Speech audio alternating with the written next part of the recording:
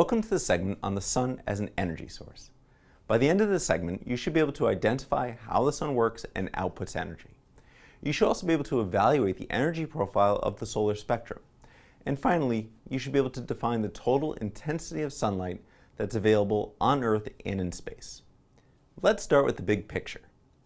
The sun is the source of solar energy in our solar system. The sun produces energy through a fusion reaction, where hydrogen atoms are bombarded together at extremely high temperatures to form helium, the next largest element in the periodic table. A byproduct of this reaction is energy, which is released in the form of light and heat. So all energies of light are emitted by the sun, and it turns out that energy is inversely related to wavelength. Wavelength is simply a number which we can assign the energy value using the equation E equals h, which is Planck's constant, c, which is the speed of light, both of those are constants, divided by lambda, which is the wavelength. So a small wavelength equates to a high energy. If the sun emits all energies, it also emits all wavelengths of light. However, it doesn't emit all of those wavelengths equally. Let's look at this a little bit closer. The sun is known as a blackbody emitter. This term blackbody means that an object emits all energy based upon its thermal profile, or temperature. The sun's energy emission ranges all the way from gamma rays and X-rays to radio waves and TV. It's based upon the surface temperature of the sun. The surface temperature of the sun is estimated to be about 5,700 Kelvin, or 9,800 degrees Fahrenheit. Different energies would be emitted if the sun's temperature was hotter or cooler. We can take a look at it through this model. So first, we look at the sun being much cooler. We'd see that the peak wavelength is a larger value, near 1 micron or 1,000 nanometers in size. This is in the infrared region, so it doesn't have very much energy. However, if we increase the temperature of the sun and we start to shorten the wavelengths, shorter wavelengths is the same as an increase in energy. If I go to approximately the temperature of the sun, around 5,700 Kelvin, we begin to see what looks like the solar spectrum. We see a lot of light that's in the 500 nanometer or 0.5 micron region, and then it quickly drops off to wavelengths smaller and to a little less slowly to wavelengths that are larger. What we need to do next is look at what this really means in terms of proportions and colors. If we look at where these wavelengths fall, the wavelengths are shown here as ranging from 10 to the minus 11th meters all the way through to 10 to the 3rd meters. Note that there's a very small region around 10 to the minus 7th meters, which is 400 to 700 nanometers. This is the visible region of the spectrum, ranging from violet all the way to red. As we know in the color wheel or in the rainbow, colors range from red, orange, yellow, green, blue, indigo, violet. Because the shorter wavelengths are higher in energy, it's blue and purple that are highest in energy and red, which is lowest in energy. So let's go back to our blackbody emitter spectrum. We see that reds, which are around 600 nanometers, are lower in energy, and the blues and purples and violets are higher in energy at 400 nanometers. If we were to decrease the temperature of the sun or any other blackbody emitter, we see that peak of the wavelength changes. You might have seen this and experienced it in real life if you have, say, an electric stove or other electrical heating element. The heating source tends to have an orange color to it, indicating its peak energy.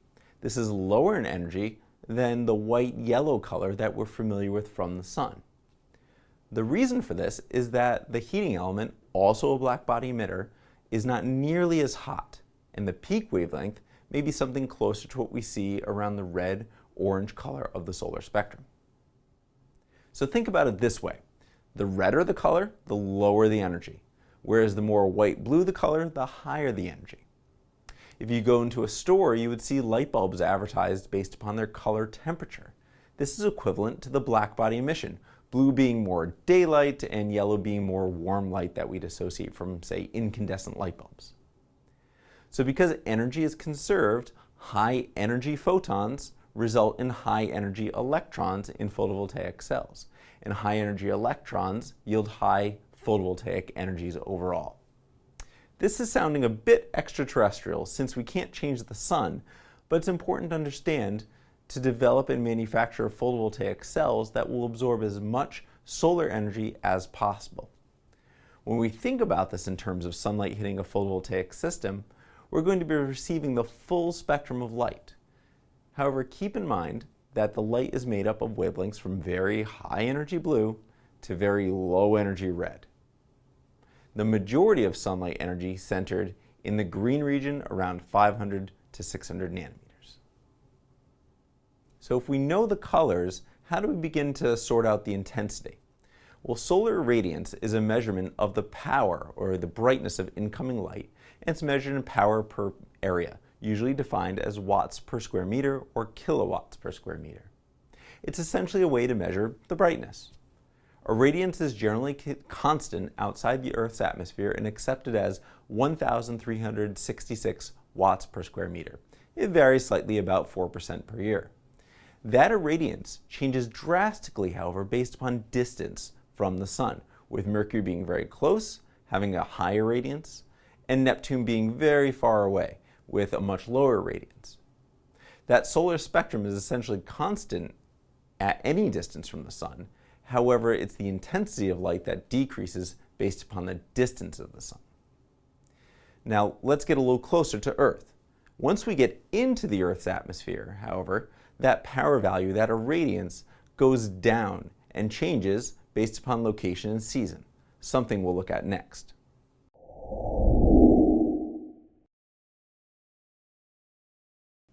Welcome to this segment on the Sun-Earth relationship. In this segment, we'll identify the Sun-Earth relationship in space, explain the seasonality with respect to the Sun's orbit, and identify the terms used in defining the Sun's position in the sky. Let's begin looking at the Sun-Earth relationship. We normally think of the Sun moving across the Earth's sky, but we know in reality it's the Earth that moves around the Sun. It's an elliptical orbit around the Sun and more circular than oval. Thinking about our seasons, they originate from this orbit in combination with the Earth's tilt, which is 23.5 degrees in the north-south pole direction. The summer solstice is defined as the time when the northern hemisphere is tilted toward the Sun and ranges from the spring equinox to the fall equinox. Because the northern hemisphere is tilted toward the Sun, it is generally warmer, whereas the southern hemisphere would generally be cooler.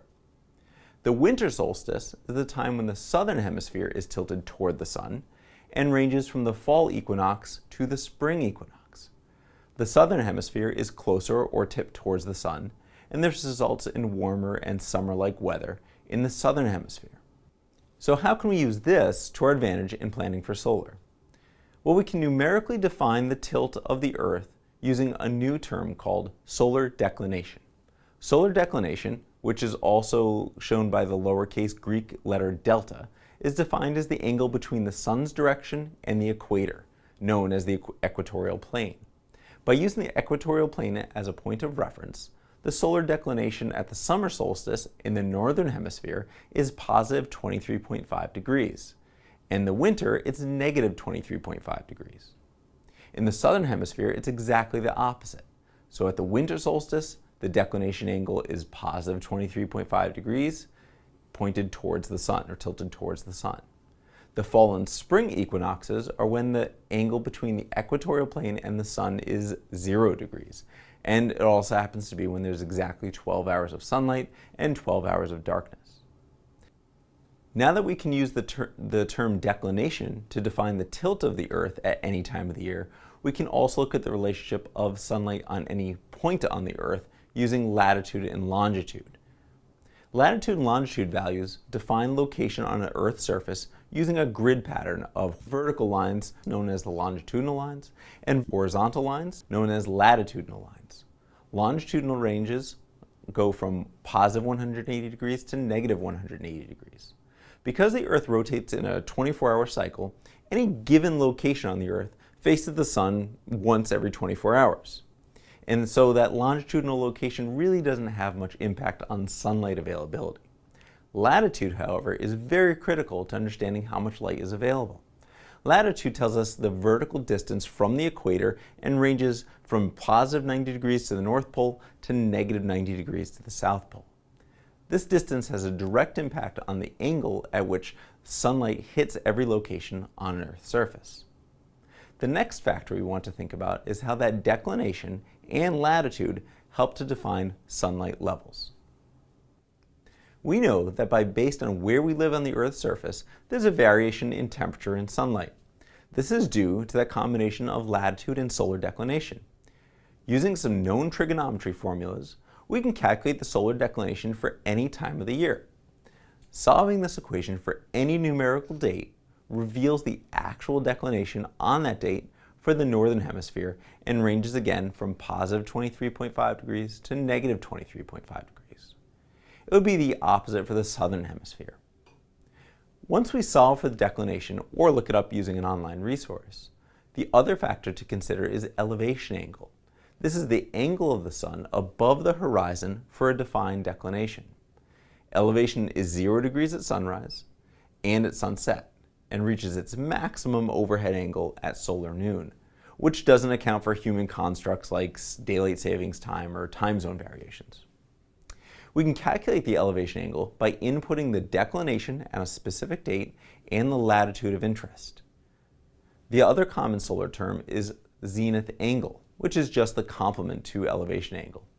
Zenith angle is the angle between the sun and 90 degrees perpendicular to the Earth's surface. So the PV field tends to focus on elevation angle instead of zenith angle, but they essentially tell us the same thing.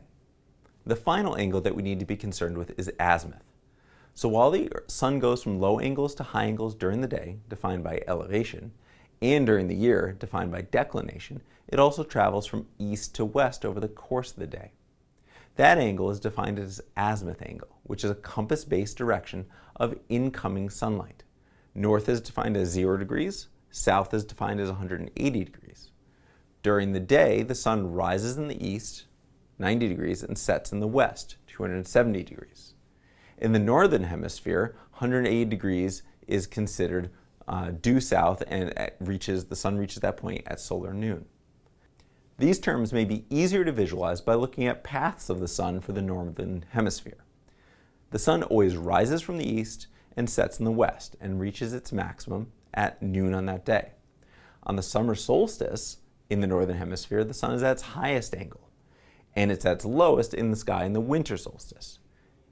It's at mid-range at the equinoxes for fall and spring, giving us variations in seasons based upon the Earth being tilted toward or away from the sun. So what does this mean for solar? Well, we can now think about where we live and then how to plan for solar energy. For example, if you live near the equator, the sun is generally going to be overhead all times of the year. However, if we live high in the Northern Hemisphere, the sun's angle is very low and there's not much overhead sunlight, especially during the winter season. So if we want to plan for photovoltaic installation, we want to have an idea of both where we're located on the Earth's surface in terms of latitude, as well as how the seasons might impact solar availability. You should now be able to identify the Sun-Earth relationship and how the Earth rotates and its tilt explains the seasons and available sunlight. You should also be able to identify the solar positions using declination, solar elevation, zenith angle, and azimuth angle. In the next segment, we'll explore how sunlight reaches the Earth's surface and how to measure those sunlight levels.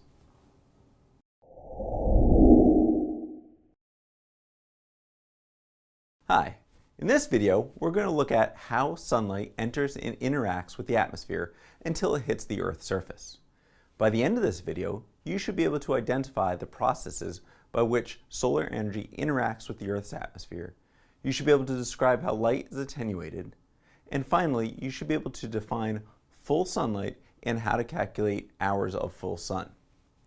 Let's begin by looking at what happens to sunlight before and after it enters the Earth's atmosphere using a spectral irradiance curve. So remember from an earlier video that irradiance is a measure of the intensity of light, essentially the brightness, and it's calculated as power per unit area, usually watts per square meter. A spectral irradiance curve shows the irradiance or intensity for different wavelengths of the electromagnetic spectrum, with the spectral radiance along the y-axis and the wavelengths along the x-axis.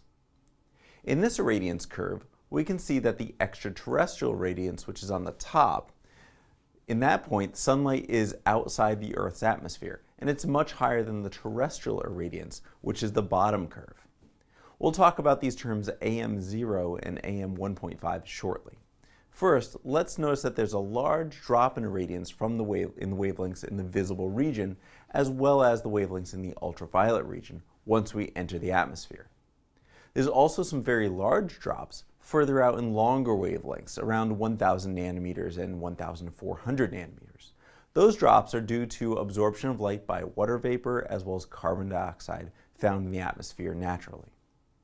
That overall drop in irradiance in the visible part of the spectrum is the most important though, because these are the wavelengths that solar photovoltaics are sensitive to and use for converting sunlight to electricity. So just by entering the Earth's atmosphere, the amount of sunlight that we have available has dropped significantly. Once sunlight does enter the atmosphere, let's look at what happens next. There are three processes that can take place once sunlight enters the atmosphere. First, sunlight may be absorbed, converted, and retransmitted as lower energy radiation with longer wavelengths, such as infrared light. This is something you've experienced on, say, rooftops or asphalt roadways, where sunlight will come in, but over the course of the day, that surface will become very hot and re-radiate that heat. It becomes hot because the sunlight has been absorbed by the surface and converted to heat, which is lower in energy than visible light. Another process that may occur when sunlight hits the atmosphere is scattering. Scattering occurs when light hits a particle, usually water vapor in a cloud or dust particle, and then changes the direction of that incoming light. So the light may be coming straight down, hits a particle, and then scattered into another direction. The last process that may occur for sunlight is reflection. Reflection is where sunlight changes direction by 180 degrees and is re-reflected back out from the Earth's surface. So it might occur where light could be scattered again, or it may exit the atmosphere completely back into space. This happens when sunlight hits reflective surfaces like oceans, sometimes sand, and very, very importantly, snow and ice.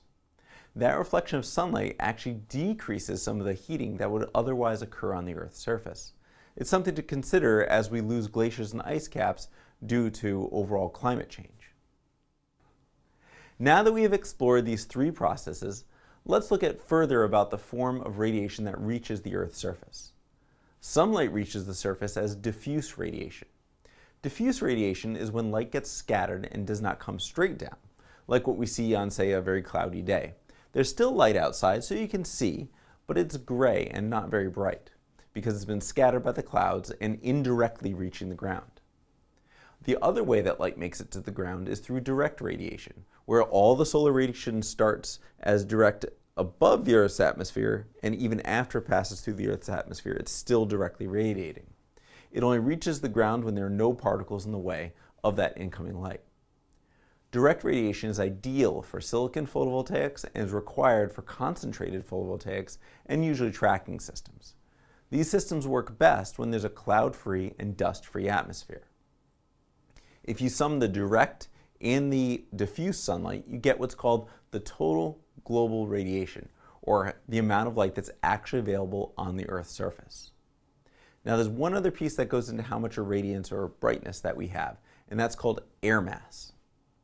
Air mass is a source of light attenuation, or a decrease in intensity, as sunlight passes through the atmosphere. There are particles in the atmosphere, water vapor, dust particles, and whatnot that absorb some of that sunlight. If there's more atmosphere for the light to go through, the more of that light is going to get attenuated or be absorbed.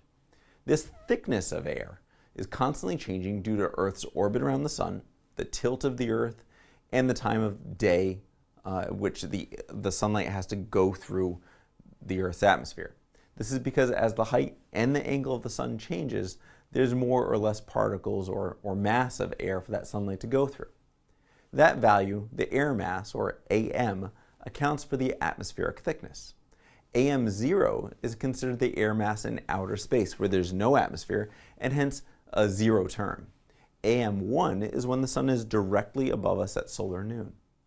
AM 1.5 is the common value used in calibration and rating systems. Well, where do these values come from?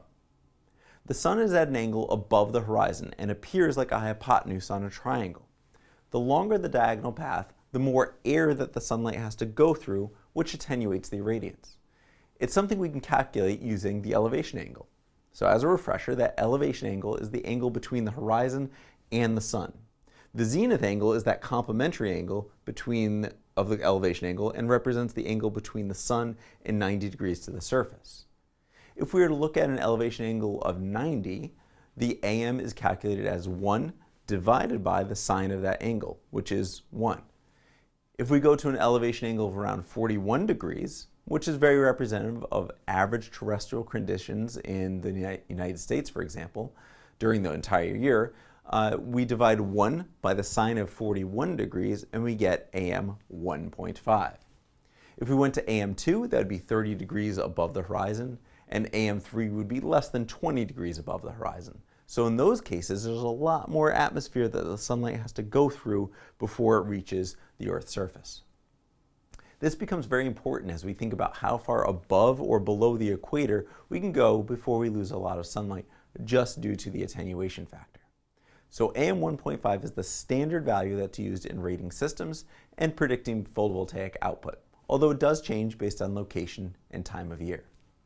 So while we can acknowledge that sunlight intensity constantly changes, we still need some sort of standard for evaluating typical intensity and model the power output for photovoltaic systems. So that standard for brightness has been defined as 1,000 watts per square meter. This is generally a good value for the globe on a bright sunny day. However, it's not typical that we actually get a full 1,000 watts per square meter at any point of the day, except maybe on a full summer solstice day with very low humidity. Still, it's something that we can use as a standard, and we reviewed that standard test condition in the first course.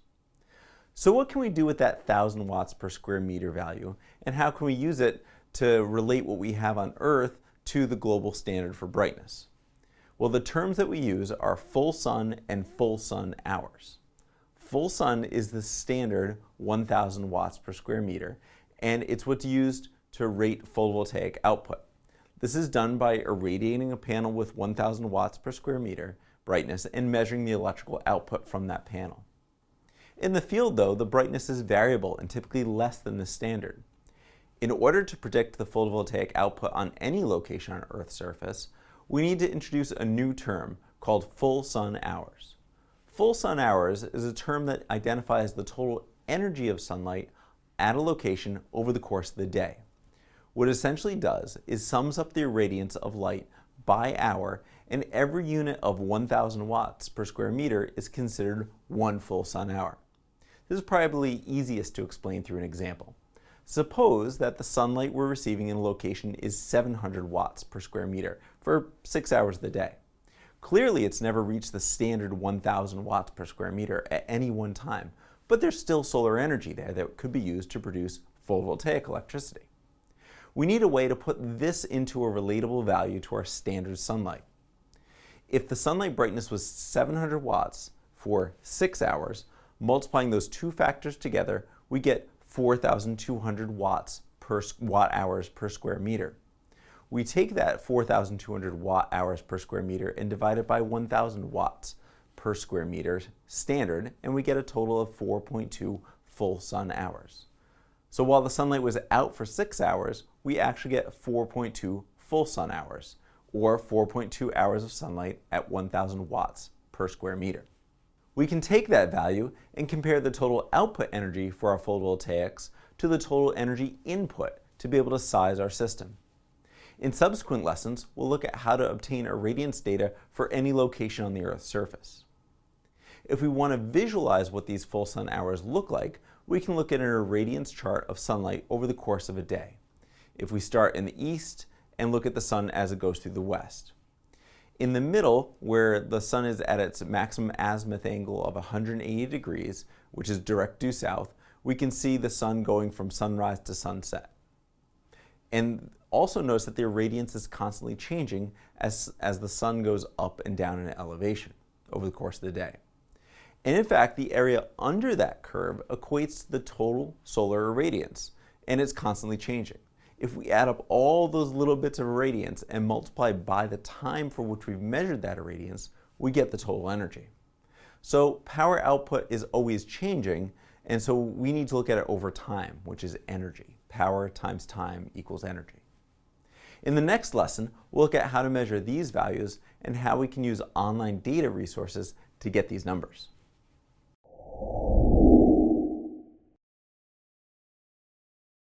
Welcome to this video on measuring solar irradiance. By the end of this segment, you should be able to describe how irradiance is measured, as well as visualize and model irradiance and solar energy intensity. Let's begin with thinking about where sunlight is on the Earth's surface. Well, we know that sunlight is subject to absorption, scattering, and reflection. And we know that it's also subject to the air mass. Once we know all of those things, how do we actually begin to measure the irradiance or intensity on the ground? Well, sunlight has been monitored for many decades in the United States and around the globe at stations where sunlight measurements are continuously taken, usually part of larger weather stations, so they get dual use as part of meteorological data analysis as well.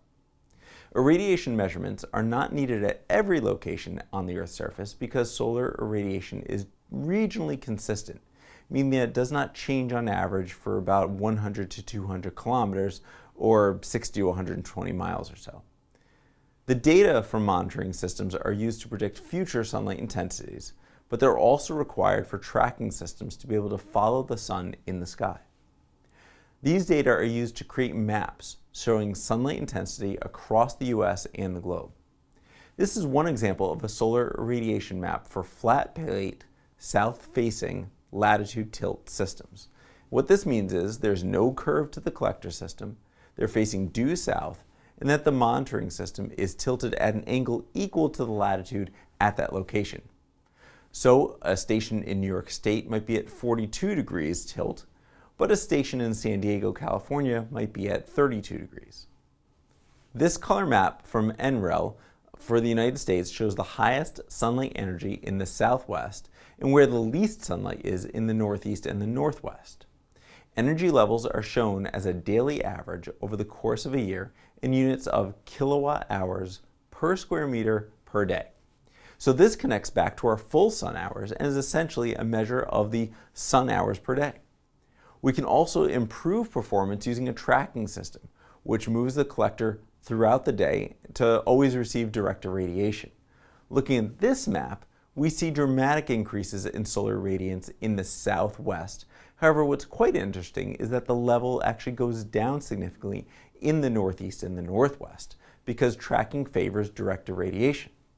There are very few cloudy days in the southwest, so there's more direct irradiance and the collectors can align directly with the sun wherever it is in the sky. Under diffuse cloudy conditions, global sunlight is dominated by the indirect factor and spread more evenly across the sky. Angling the collector away from due south actually limits the amount of available indirect light, and there's a negligible amount of direct sunlight that's available.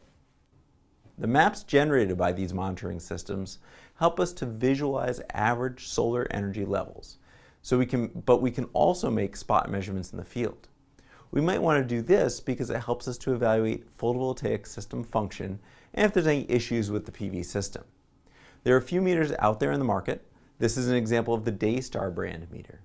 The meters are calibrated to show solar irradiance in units of watts per square meter.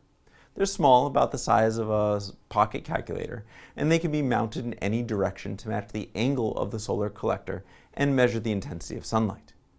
As a reminder, if you can compare the watts of electricity coming out to the watts of the sunlight coming in, we can get an overall efficiency of our system.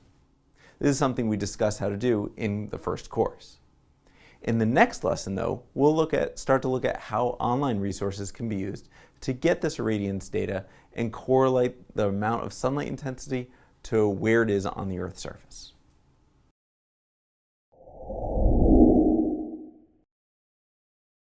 Hi, and welcome back. In this segment, we're going to look at using online resources to obtain and evaluate solar energy information. By the end of this section, you should be able to use an insolation map to define approximate insolation values. You should be able to use online data resources to get localized insolation values, and then evaluate the different ways insolation can be reported. Let's first begin with the definition of solar insolation. Well, we previously reviewed this map of sunlight energy from the National Renewable Energy Lab. Maps like this provide information for both fixed systems as well as tracking systems. But how do we begin to think about how tilt or direction might impact insolation? Insolation is an acronym consisting of 3 abbreviated words: incident, solar, radiation. And it essentially means the quantity of sunlight energy that reaches a surface. As a review, the sun goes from east to west daily. In the northern hemisphere, the sun is in the southern part of the sky. In the winter, the sun is lower in the sky, and in the summer, the sun is higher in the sky. In the southern hemisphere, everything is opposite, with the sun being in the northern part of the sky. In order to put some numerical values to the insolation maps, we can use a small handheld power meter. But this doesn't give us annual data or data over many decades that we've collected it. There are databases available to us that provide these data. The visual NSRDB, the National Solar Radiation Database, as well as an older textual version of that database, give us some additional pieces of information that we'll talk about shortly. There's also a tool called PV Watts, which is used readily by designers, integrators, and installers, and we'll discuss that in later modules. Let's first start with this NSRDB, the National Solar Radiation Database. This was developed by the National Renewable Energy Lab, and there's a solar radiation map for the entire United States, parts of South America, and India. The NSRDB has a lot of information that you can download, and it extends beyond just photovoltaics, such as land ownership, power plants, and other political borders. All the information is downloadable as a spreadsheet format or can be integrated into GIS platforms. At this stage, we pretty much just want to look at the insolation maps though. So when we go into the NSRDB, one of the pieces that we could look at would be the global horizontal insolation, which is the combination of the direct sunlight and the diffuse sunlight added together, and that's how this color map is constructed.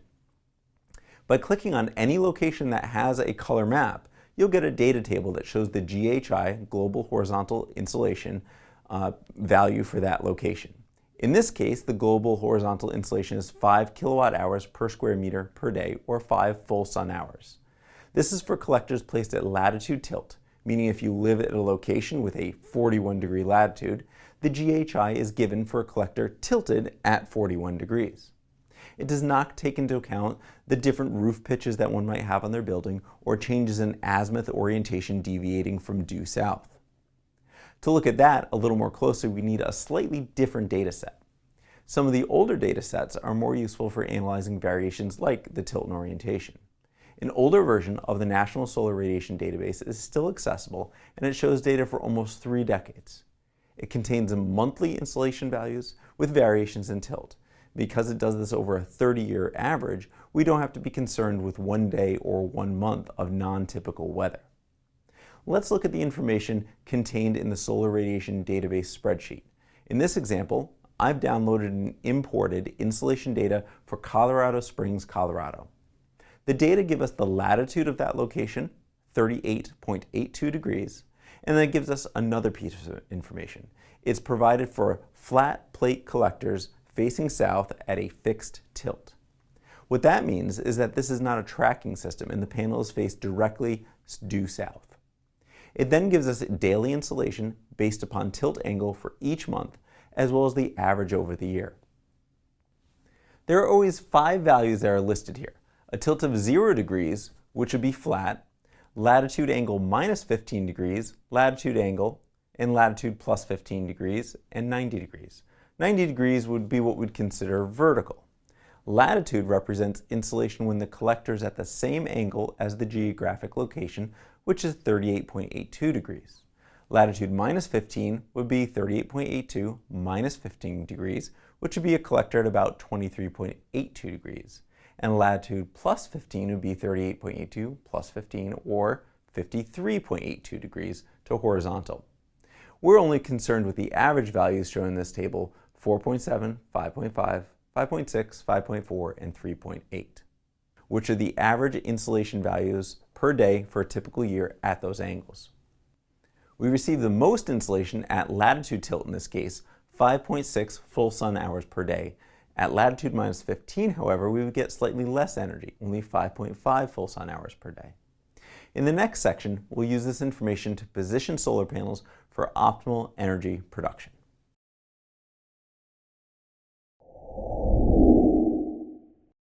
Now that we can obtain insolation data, how do we use this information? We can match our roof angle to the empirical values presented here to estimate true solar gain or insolation. Along with the standard values of 0, 90, and latitude, we also have these latitude plus 15 and latitude minus 15 angles. These are listed because they're weighted averages of the angle of the Earth's tilt between each solstice. At the solstices, the Earth's tilt is either plus 23.5 in the summer or minus 23.5 in the winter, and the tilt is 0 degrees at the equinoxes.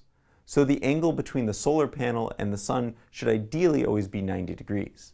As the sun is higher in the sky, we would want to tilt the solar panel less, so latitude minus 15 degrees. Where the sun is lower in the sky, we'd want to tilt our panel higher, maybe latitude plus 15 degrees. Typically, you can't tilt a solar panel once it's been mounted, except for ground mount or tracking systems. So we generally want to install fixed panels at an angle that collects the most insolation during the entire year. We know that in Colorado Springs, the maximum insolation is available at latitude. So in this case, we'd want the angle to be exactly 38 degrees, which would maximize our insolation capture over the course of the year. We can predict insolation for rooftops that are already there, or design a structure for optimal sunlight collection. The other information that's available in the spreadsheet is tracking information. Apart from fixed tilt, south-facing data, we also then have solar radiation from south-facing one-axis tracking, meaning the panels will track from east to west around a fixed north-south axis, following the sun when it rises in the morning and across the sky during the day to the west at sunset. The north-south axis is still at a fixed tilt, with data available for 4 of the tilt options, also included in the fixed position data, 0 through latitude plus 15. Latitude is still the best overall collector angle at 7.4 full sun hours, almost 2 more hours of full sun on average per year than the fixed position. And if we move to 2-axis tracking, we see even a higher increase, up to 7.7 full sun hours, because we're tracking both seasonally north to south and daily east to west. In this location, Colorado Springs has very low cloud cover, so tracking would work pretty effectively. What do we do with these values? Well, these are daily insolation values averaged over the course of the year, or the energy per square meter per day on average. If we know the energy is, say, 5.6 kilowatt hours per square meter per day, and multiply by the number of days per year, we end up getting the annual incoming solar radiation, or insolation, which is 2,044 kilowatt hours per square meter per year. Now we can look a little more closely at specific location where tilts will play a little more important role, such as the Northeast. Specifically, let's look at where I am in Syracuse, New York, where the latitude is about 43 degrees north, which is in the Northern Hemisphere and higher than Colorado Springs. In this case, latitude minus 15, 28 degrees, has the highest in average daily insolation. So if our solar panels are mounted at 28 degrees, we would get the greatest annual insolation. But why does this change geographically? Well, because of tilt and cloud cover, Northeast locations have markedly higher solar gain in the summer months and significantly lower sunlight in the winter months due to the shorter day length and cloud cover. So in this case, by tilting at latitude minus 15, we're optimizing for the summer months where there's the most available insolation. So if we look at several cities across the United States and Canada, we can evaluate yearly averages. Phoenix, Arizona has an insolation of 2,336 kilowatt hours per square meter per year, and the lowest being Seattle, Washington, because of its cloud cover. These numerical values match up to the colors we see on the NREL maps.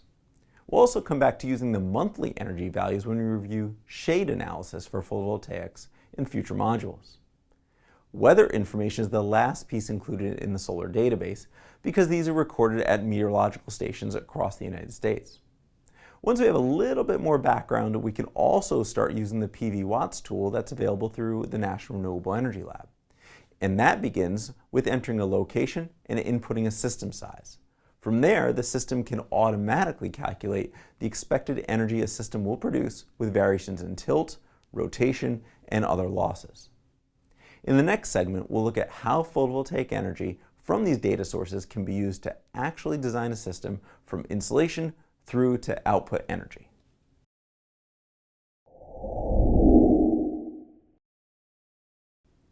In the final section of this module, we're going to look at how to connect the insolation data that we now know how to access with PV output and energy, specifically the amount of energy that we could produce. As a refresher, in the last lesson, we looked at how to obtain insolation values, both using the NSRDB or a spreadsheet to get global horizontal insolation values. Once we have those values, we can use them to calculate annual insolation. We do that by taking the daily insolation and multiplying it by 365 days per year.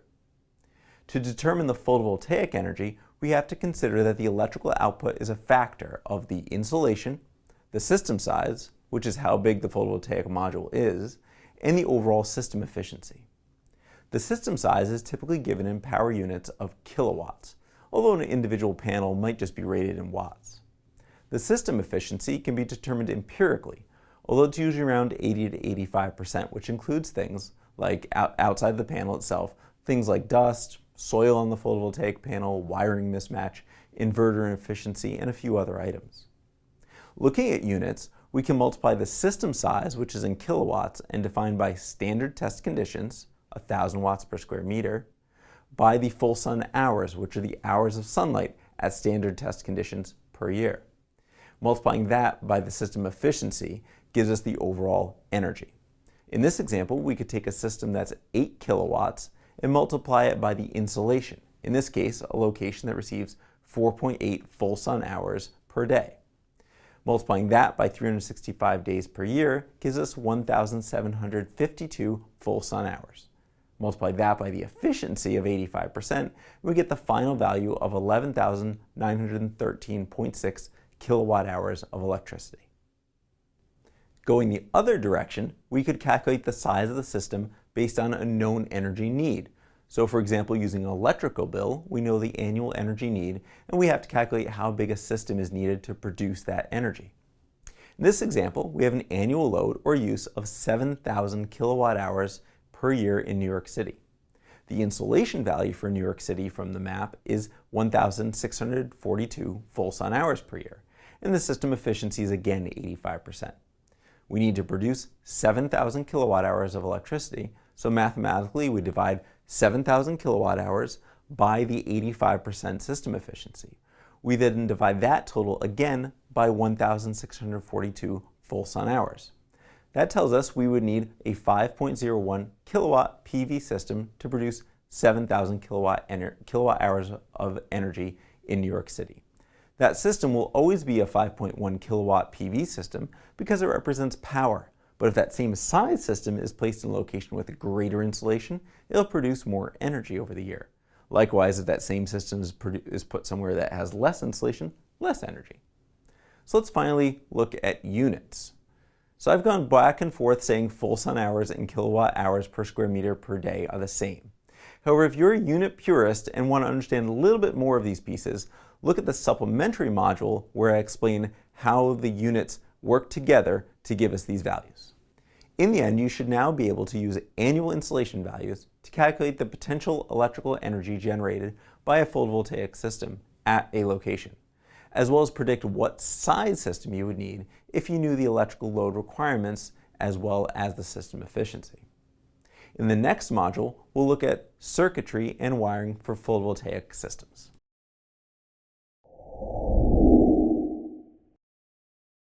Welcome back. In this segment, we're going to introduce the basics of electricity and circuits that we'll later apply to photovoltaics. By the end of this segment, you should be able to identify the important parts of a simple direct current or DC electrical circuit. You should also be able to describe the differences between series and parallel wiring And finally, be able to define the differences in current flow for direct current and alternating current, or AC, circuits.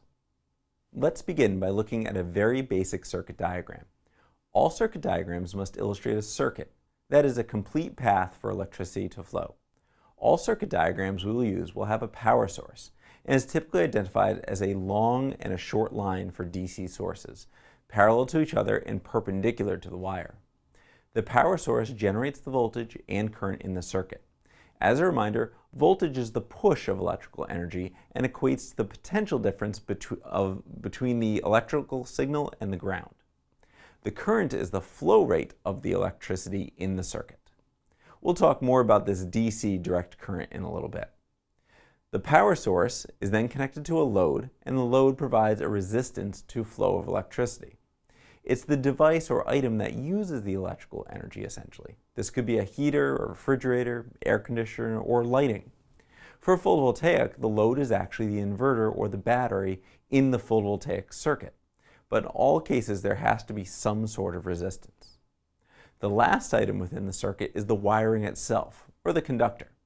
The conductors are pieces of metal wiring that connect the power source to the load, as well as any other circuitry component that we might have. Let's begin with looking at ways we can connect power sources together to vary electrical outputs. One wiring method is series wiring, which is when we connect power sources in a way that provides one path of current flow. You've probably seen this in electronic devices such as a flashlight, where you put two or more batteries in a row, plus to minus, plus to minus. This increases the overall system voltage, so it sums the voltages of the power source. But if you break the circuit in some way, the whole system no longer functions. So in a series string of photovoltaic modules, there's only one path for current flow, which increases the overall system voltage, but the current is limited to the module with the lowest single output current. So as an example, suppose we have 3 identical photovoltaic modules. When wired in series, the voltages would all add together, but the current output would be equal to the lowest current device. So for example, if we have 3 modules in a series string operating at 40 volts and 6 amps, the total voltage would be 120 volts, 40 plus 40 plus 40, but the current would only be 6 amps. The other way the cells could be wired together would be using parallel wiring. In parallel wiring, there's multiple paths for current flow, and all of the pluses are wired together and all the minuses are wired together. Device current is additive in this case, but voltage is fixed to the lowest voltage device. Using our previous example, if we have 3 modules at 40 volts and 6 amps all connected in parallel, the system voltage would be 40 volts, but the system current would output 18 amps. Note that in both cases, power is the same, 720 watts. You either have to choose adding current or adding voltage. Photovoltaics are typically wired in series, which keeps voltage high and current low. This also decreases losses from resistance. Now let's talk about how the current flows in and through photovoltaic cells. Photovoltaics are DC or direct current devices, where current travels at a fixed value above ground, or what we consider neutral. Electrons travel from the negative terminal to the positive terminal. The other type of current flow is alternating current, or AC. Alternating current is the case where electrical signal alternates above and below ground. Essentially, current fluctuates between a positive and a negative voltage. Electricity in the grid from utilities is AC, and the frequency of fluctuation is fixed. In the United States and throughout North, Central, and a good portion of South America, that frequency is 60 Hertz. In Europe, most of Africa, and most of Asia, and Australia, that frequency is 50 Hertz. Direct current is not common in utility-based power, but it is the electrical signal that's output by photovoltaics, batteries, fuel cells, and most electronics.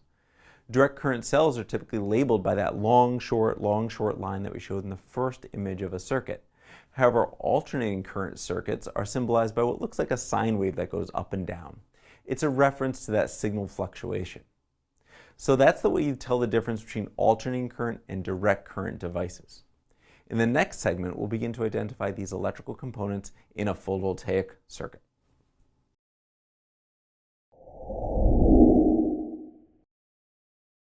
Hello! In the next couple segments, we'll be looking at components of a photovoltaic circuit. By the end of these lessons, you should be able to relate semiconductor properties to electricity generation in photovoltaics. You should be able to explain how a photovoltaic cell functions within a DC circuit, and you should be able to measure current and voltage in a photovoltaic module. Finally, you should also be able to define and evaluate the characteristics of an IV curve. Let's begin by looking back to a basic circuit where there's a power source, a load, and the conductors. Let's drill down a little bit closer to see how the photovoltaic device becomes that power in the power source. As you might recall from the first course, a photovoltaic is made of a semiconductor material having a negative or N layer and a positive or P layer. When photons or particles of sunlight hit the surface of that semiconductor, electrons within the material gain energy and are put into an excited state. In the case of photovoltaics, excited electrons move from the N layer through the top contacts of the solar cell. Then the electrical energy is sent through the wire to a load where the energy is transferred and the electrons return back to the bottom contact of the photovoltaic. This is a circuit, so the electrons always have to have a complete path. Since this is an electrical circuit as well, we should be able to measure two of the important characteristics, voltage and current, to determine power. But what's the origin of the voltage and the current in a photovoltaic?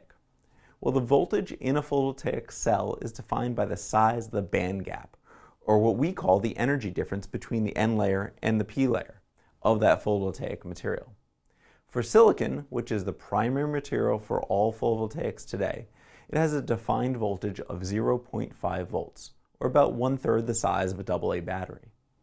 Since the voltage is defined by the material and not the size of the material, all silicon photovoltaics will have this voltage, and only by wiring in series can we increase that voltage.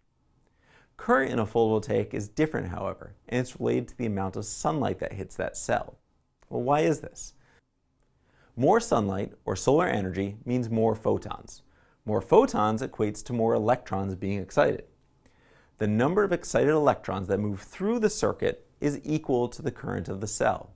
It's not, however, equal to the number of photons that initially hit the cell, meaning that not every photon generates a mobile electron. In fact, it's the ratio between electron current and photon energy that gives us the efficiency of our cell. Once electrons are excited, they move through the conductors to the load and dissipate their energy, and then return back to the P side, or back of the solar cell. This is a very simple way of looking at how current flows in a photovoltaic circuit, but it works for this example. In the next segment, we'll look at how voltage and current can be measured within a photovoltaic module and an array.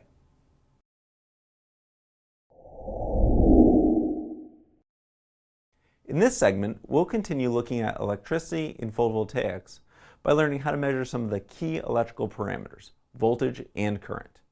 These two values are important because the voltage multiplied by the current equals the power, and we're always looking at power to evaluate system function and performance. Jumping right in, voltage, which is the system potential, needs to be measured outside the circuit. We do that using a voltmeter.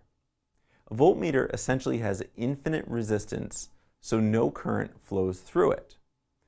Current, which is the other measurement, is measured in line, so electricity will actually flow through the meter. This can be potentially unsafe or difficult to do in practice. So the other way to measure current is to use a clamp-on meter, which measures the electromagnetic field generated by moving electrons, and then just converts that value to a current. In practice, a clamp-on meter is almost always used since it's much safer and easier. Remembering that once we have the voltage and the current, we can multiply them together to get the power output of the individual module or the array. We can subject a module to standard test conditions and measure the voltage and current generated by the cell. The product of those two is the power, or watts. Because this is done under standard test conditions, it also equates to the nameplate rating of the module or the array. So how can we measure current and voltage within the cell or module? Well, voltage is essentially constant because it's defined by the material itself. However, it does vary somewhat with temperature, something that we'll look at in a future module. Current, however, scales linearly with brightness.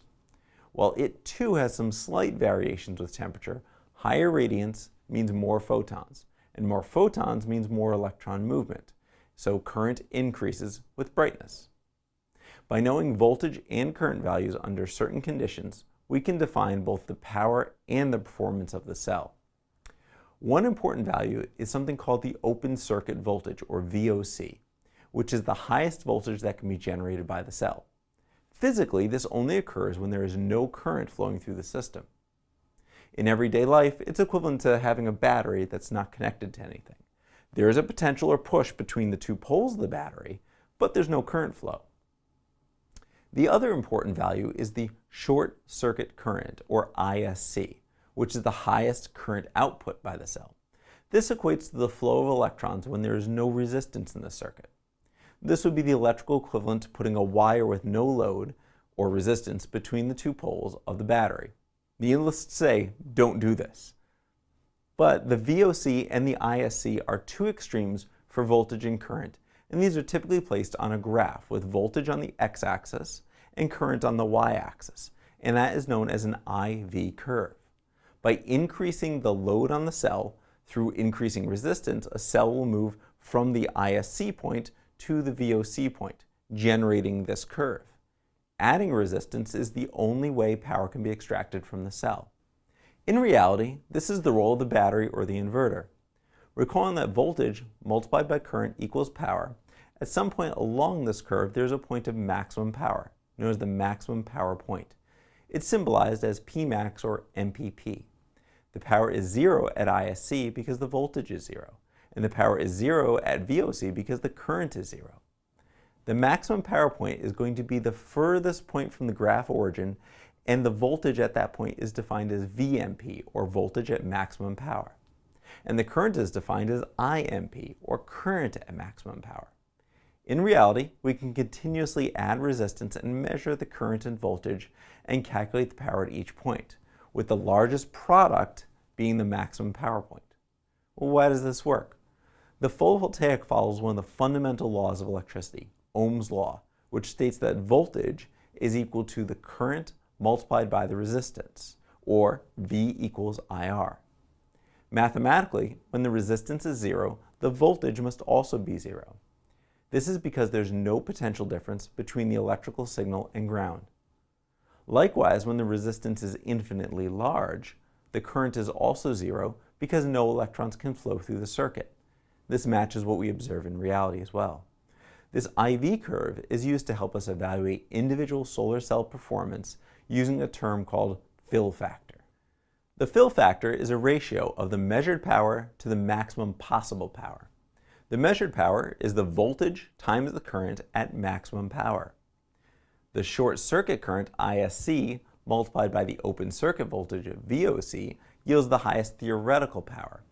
And the ratio of the actual maximum power, the theoretical maximum, represents the performance quality of the cell because it shows losses from internal resistance of the cell. An ideal solar cell would have the same current as resistance increases and then drop to 0 at VOC. In reality, the fill factors for solar cells tend to be around 70 to 80%, and that fill factor decreases slightly over time due to degradation of the conductors or other materials within the cell. While the fill factor is not typically reported for photovoltaic modules, it's the physical manifestation of the cell efficiency, since it defines how good that cell is at converting photon energy to electrical energy and putting it through a circuit. So let's now look at how to use these important values, VOC, ISC, VMP, IMP, and Pmax, to calculate fill factor. So in this case, I'm using a generic specification sheet where the short circuit current, or ISC, is 8.2 amps, the open circuit voltage is 37.1 volts, the maximum power current is 7.7 amps, and the maximum power voltage is 30.1 volts. Well, if I multiply the open circuit voltage by the short circuit current, the product is 304 watts. So the power at the top of that corner of the orange square is 304 watts. Likewise, if I multiply the maximum power current by the maximum power voltage, I get 232 watts, which is actually the power rating on the panel. That is where the point is of the blue square. Now, if I divide the 232 watts, which is the maximum power of the cell, by the 304 watts, which is the theoretical maximum of the short circuit current multiplied by the open circuit voltage, I get a ratio or a fill factor of 0.76 or 76%.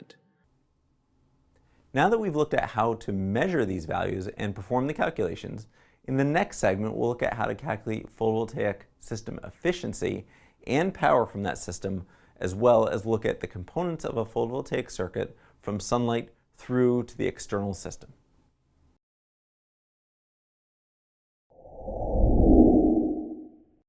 We're going to look at electrical output for different types of solar photovoltaic modules and arrays. By the end of the segment, you should be able to calculate the efficiency of a photovoltaic cell, as well as a module, and evaluate the output of different photovoltaic modules. Let's begin by re-examining the definition of efficiency in a photovoltaic cell. Efficiency is defined as the power out divided by the power in multiplied by 100. For photovoltaics, that's typically measured in units of watts per square meter. As a reminder, a watt is electrically equivalent to voltage multiplied by current. For sunlight, we measure irradiance, or wattage per square meter, using something like a pyranometer. Generally, this is done using a portable power meter or under standard test conditions. If we look at just the cell itself, the length and the width might be as small as 15 centimeters by 15 centimeters. This gives an area of 225 square centimeters. The voltage would be 0.5 volts because the voltage is fixed for a silicon photovoltaic, but the current could be as high as 8.1 amps.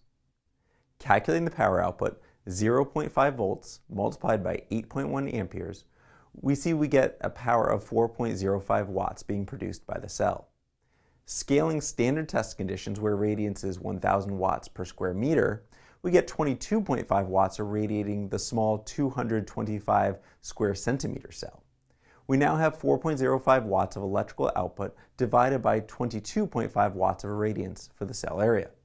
Multiplying by 100, this gives us an efficiency of 18%, which is pretty good. This calculation scales the irradiance to the area of the cell. Next, we'll scale the area of the cell to standard test conditions for 1 square meter. Let's now take this calculation for a single cell and expand it to a whole module as an alternative way to calculate the power and efficiency over 1 square meter. For a module, the area that we consider is the whole footprint of the module, not just the area of the photovoltaics themselves, which is referred to as the active area. Looking at an older solar cell design where cells were circular, an individual cell could be 4.05 watts, like in the previous example, with an area of 225 square centimeters. If we put those individual cells with the same efficiency into a module that contained 72 cells, we would multiply the 4.05 watts by 72 cells, and we would get potential power output of the whole module being 291 watts. All the cells would sum to be 225 square centimeters times 72 cells, or 1.62 square meters. It's pretty large. At minimum, the module is going to be larger than the sum of the individual cell areas, though, because the closest you can pack any circular object with other circular objects is about 91% of its total area. That doesn't even include the framing or other pieces that are involved in the module. This equates to 291 watts per 1.78 meters, or 163 watts per square meter.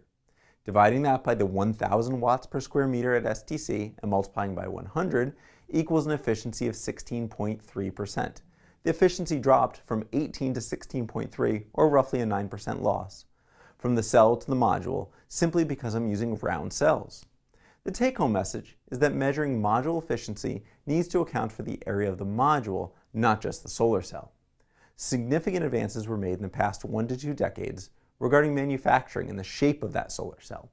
Originally, the cell was circular, and then it had a rounded square cell or a truncated circle shape. And then after that, from crystalline silicon, after that, while this increased packing efficiency, there still were small diamond shapes between the cells. Current polycrystalline cells have a square shape, so while the individual efficiency of the polycrystalline cell is still lower than single crystal, they can be packed much more tightly together. so the area of the photovoltaic module is almost equivalent to the area of the individual cell multiplied by the number of cells. This significantly improves the overall module efficiency by area.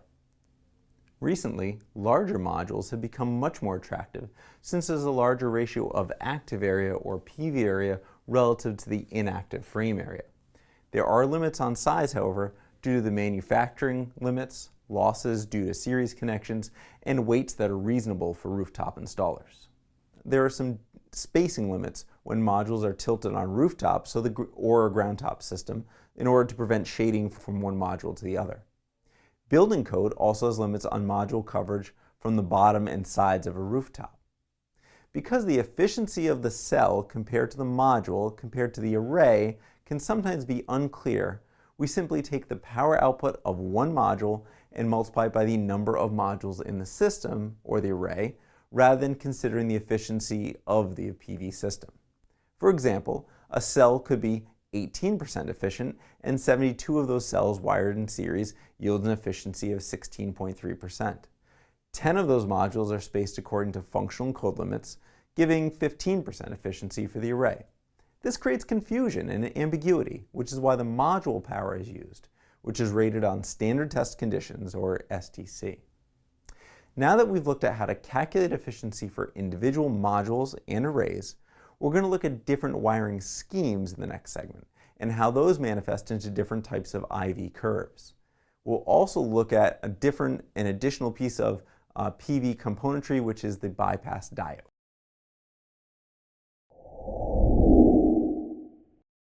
Welcome to this module on photovoltaic sizing and output.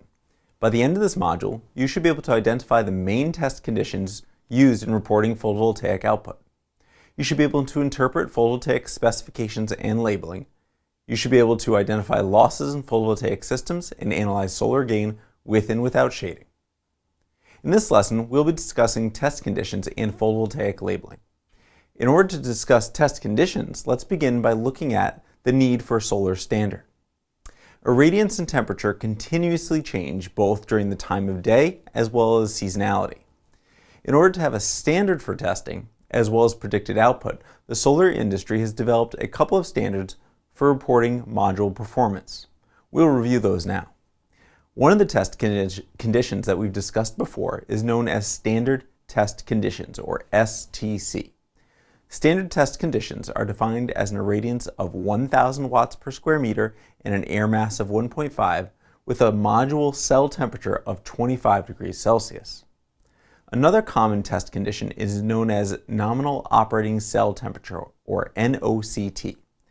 This is also sometimes called PTC, or Photovoltaics for Utility Scale Applications Test Conditions.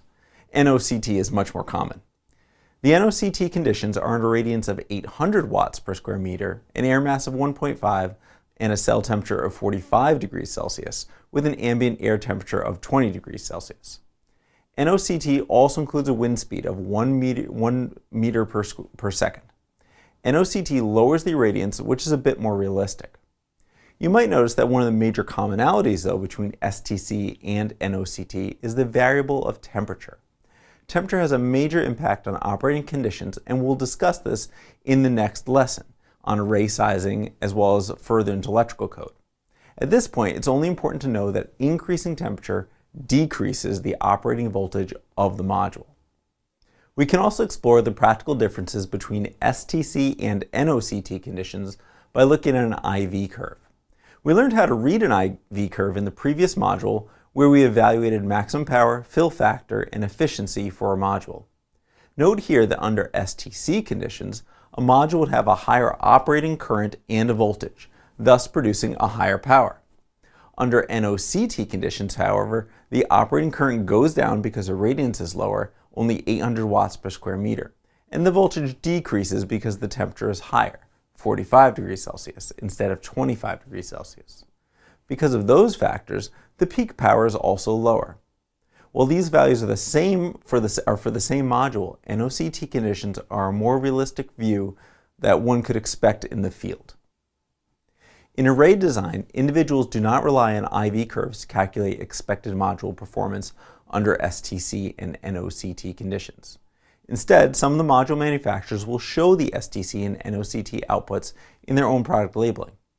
In this case, a module STC is shown as having an average power output of 257.5 watts. However, at NOCT, the power is only 189.7 watts. So while this is helpful, product labeling is not universal, and the available information is not always identical. When performance under both STC and NOCT conditions are available, the installer has a better idea of what they would expect under real working conditions. So now let's look a little more closely at module labeling in photovoltaics. Module spec sheets generally focus on output data under STC.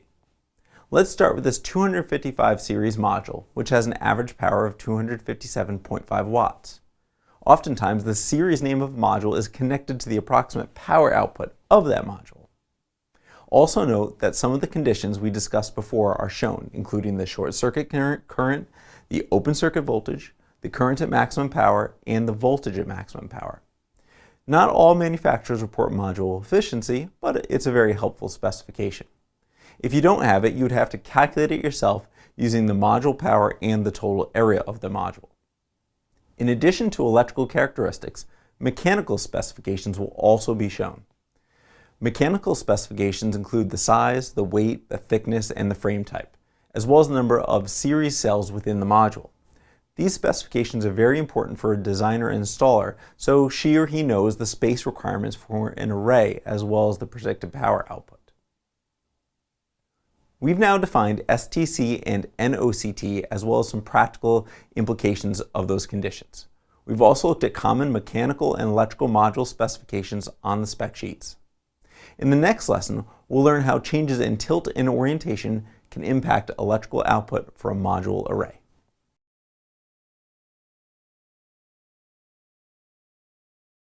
In this segment, we're going to look at the impacts of orientation and tilt on electrical output. By the end of the segment, you should be able to use insolation data to predict electrical output based on tilt and using the online program PV Watts as a resource to calculate output based on array orientation. As a reminder, we can use the NREL insolation tables to predict the solar insolation at several angles. We have 0 degrees listed, latitude minus 15 degrees, latitude plus 15 degrees, and 90 degrees. In order to achieve maximum solar gain, module tilt will vary based upon location. For example, at lower latitudes, modules will have shallower tilts because the sun is higher in the sky. So the module can be tilted at a shallower angle like latitude minus 15 degrees. In latitudes further from the equator, the module will typically have a steeper angle because the sun is lower in the sky, even in the summer months. This is summarized in the insolation tables, which provide the information on these key module angles. Note that these are always given at azimuth angles facing towards the equator. For example, in the northern hemisphere, the azimuth angle is always due south, or 180 degrees. What happens when this is not the case? Well, there are variations that could occur, such as a rooftop not facing due south. In this case, we could approach due east, which would be 90 degrees, or we could approach due west, which would be 270 degrees. Calculating for tilt is relatively easy using formulas or the given tables. Accounting for azimuth angle, however, is a bit more complex, but very important since insolation can decrease by as much as 40% or more for modules facing opposite the equator. Trigonometric mathematical formulas and vector math can be used to calculate insolation, but it's rather complex and beyond the scope of this course. Instead, computer models are the preferred source to predict the insolation levels because they can be used for free and they're reliable. PV Watts is one application developed by the National Renewable Energy Lab, or NREL, and allows you to input a latitude or zip code and it will calculate the insolation available at that location. After that, you can select the azimuth angle as well as the module tilt, so both tilt and azimuth can be addressed in one calculation. We begin by going to PV Watts and entering a zip code or address. In this case, let's look at Syracuse, New York, where SUNY ESF is located. From that point, you can accept the weather station data that's provided. You can then go to the System Information tab and input a system size, as well as a few other parameters including the module type, system losses, and what we're after, tilt and azimuth. At this point, I'm going to use a fixed system size of 5 kilowatts. I will also select the standard module type and a fixed roof mount array type. We'll use the default system losses of 14.08%. Optimal tilt will change based upon latitude and may be limited by the roof space or ground-mounted space that you have available. In our location in Syracuse, New York, the typical roof pitch is around 28 to 31 degrees, which also happens to match the insolation levels of latitude minus 15 degrees. By inputting a tilt of 28 degrees and azimuth of 180 degrees, we get a projected system output of 5,847 kilowatt hours per year. If we go back and change the tilt to 45 degrees, which would be a very steep roof pitch, we see the output decreases only slightly to 5,805 kilowatt hours per year. Now let's see what happens when the roof does not face due south. I'll switch the tilt back to 28 degrees and change the azimuth to be 90 degrees, which is due east. Under these conditions, energy production decreases significantly to 4,842 kilowatt hours per year, a loss of over 1,000 kilowatt hours per year from the more optimal design. Likewise, if I change the azimuth to due north or 0 degrees instead of towards the equator, it decreases even further to 3,607 kilowatt hours per year, or 62% of the annual production and optimal conditions. If we combine some of these non-optimal conditions, it can make the situation even worse. For example, if I change the tilt again to 45 degrees with the azimuth still at 0 degrees or due north, the projected energy production is only 2,718 kilowatt hours per year, less than half the annual production of the same PV system setup at a more optimal position. So, while a system may be capable of producing 5,847 kilowatt hours of electricity per year at a given location, site-related restrictions that don't allow for optimal tilt or azimuth angles will result in less energy being produced. These calculations show us how deviations from optimal configurations affect energy production. Specifically, variations in azimuth affect energy production more than changes in tilt. Combining changes in both tilt and azimuth can drastically affect solar energy production in real-world situations. PV Watts is an excellent tool for designing and predicting electrical output and the financial return for a photovoltaic system. We'll return to use this tool later on as we learn more about designing solar arrays and accounting for system temperature and shading. In the next lesson, we'll learn why and how to use temperature as a factor for calculating voltage in solar modules and arrays.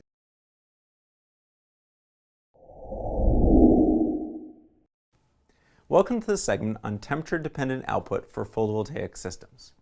In this lesson, we'll learn how to calculate the output voltage for photovoltaic modules and arrays based upon temperatures that deviate from standard temperature conditions. Let's begin by looking at what happens to voltage when temperatures are higher or lower than STC conditions. As a rule, output voltage will always decrease with increasing temperature, and output voltage will always increase with decreasing temperature. Practically, this means that under cold weather conditions, we'll always have a higher voltage, which could be a concern for safety. However, under hot weather conditions, we'll always have a lower voltage, which could be a concern for inverter turn-on and output. There are two ways that we'll learn how to calculate the voltage under non-STC conditions. One is by looking at the listed voltage temperature coefficient, and the other is looking at the percent voltage change from STC. As a reminder, all photovoltaic systems are rated under STC, or standard test conditions, which are defined as 1,000 watts per square meter at 25 degrees Celsius and an air mass of 1.5. Under these conditions, open circuit voltage and maximum power voltage are defined and fixed. Any changes from those temperature conditions will result in a change in voltage. Luckily for us, voltage temperature coefficients are listed by module manufacturers and allow us to calculate this change. For silicon, those coefficients tend to be around -2 millivolts per degree Celsius, or 0.002 volts per degree Celsius. This is a value per individual silicon cell. However, there are multiple cells in a module and numerous modules in an array. So while the voltage change may seem fairly low for a single cell, it results in a significant deviation from STC ratings for an array. Let's begin by looking at the mathematical formula used to predict the voltage at a given temperature. In this case, we'll start with looking at cold temperature conditions. This is important for safety reasons again, because voltage can increase significantly when it's very cold outside. This can damage equipment and cause a fire. In general, we start with the voltage at STC for our voltage of interest, either the open circuit voltage or the maximum power voltage. If we have cold, low sun conditions, such as a very cold, clear winter morning, this will be just enough to generate a voltage in the photovoltaic, but no current. That's identical to open circuit voltage conditions. So to calculate the real voltage, we'll need to combine the open circuit voltage at standard test conditions with the voltage calculated by the voltage temperature coefficient at a temperature of interest. So how do we get that temperature of interest? Well, we need the maximum low temperature ever recorded for that location where the array will be placed. This is most easily found by consulting online resources for weather and climate. In the United States, we could use NOAA, or the National Oceanographic and Atmospheric Administration, or online commercial sources to get these data. Also note that we must always work in the temperature units given by the cell manufacturer, which are typically Celsius or Kelvin. Once we know the maximum low temperature, we have to look at the specifications for an individual photovoltaic module.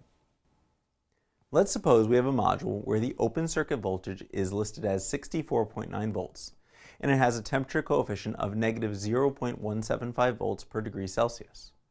Let's then put this in a location where the lowest recorded temperature is negative 20 degrees Celsius, which is quite cold.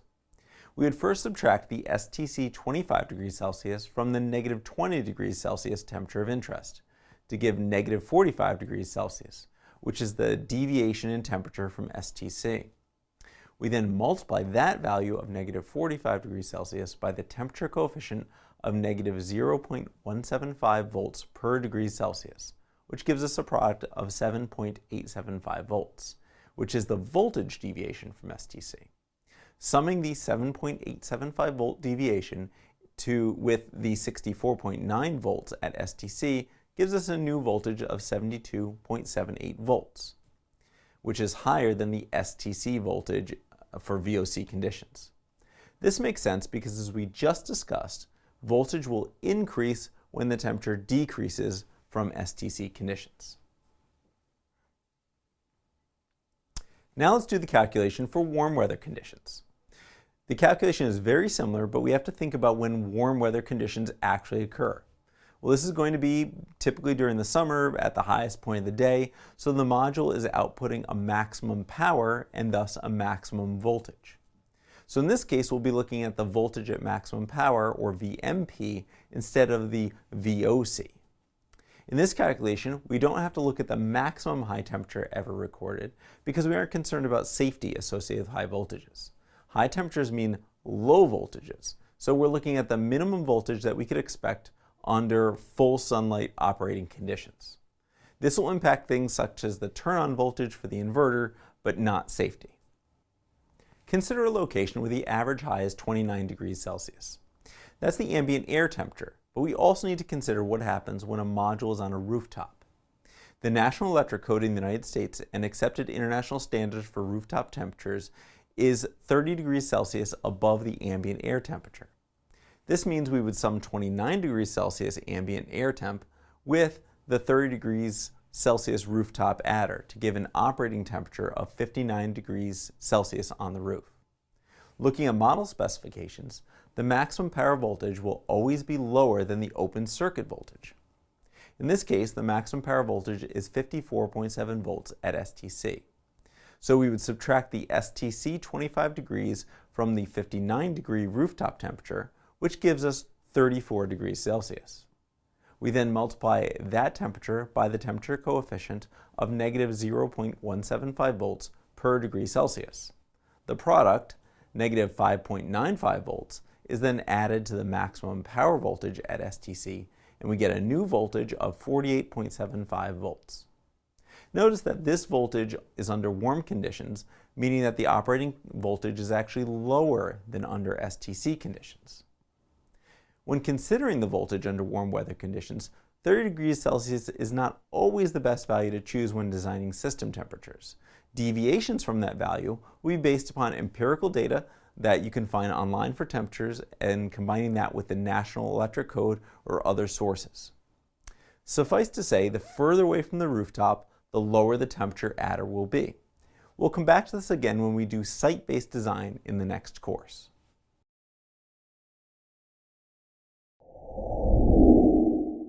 Now that we looked at how to use the voltage temperature coefficient to calculate operating voltage, we'll also learn how to use the percent temperature coefficient to perform similar calculations.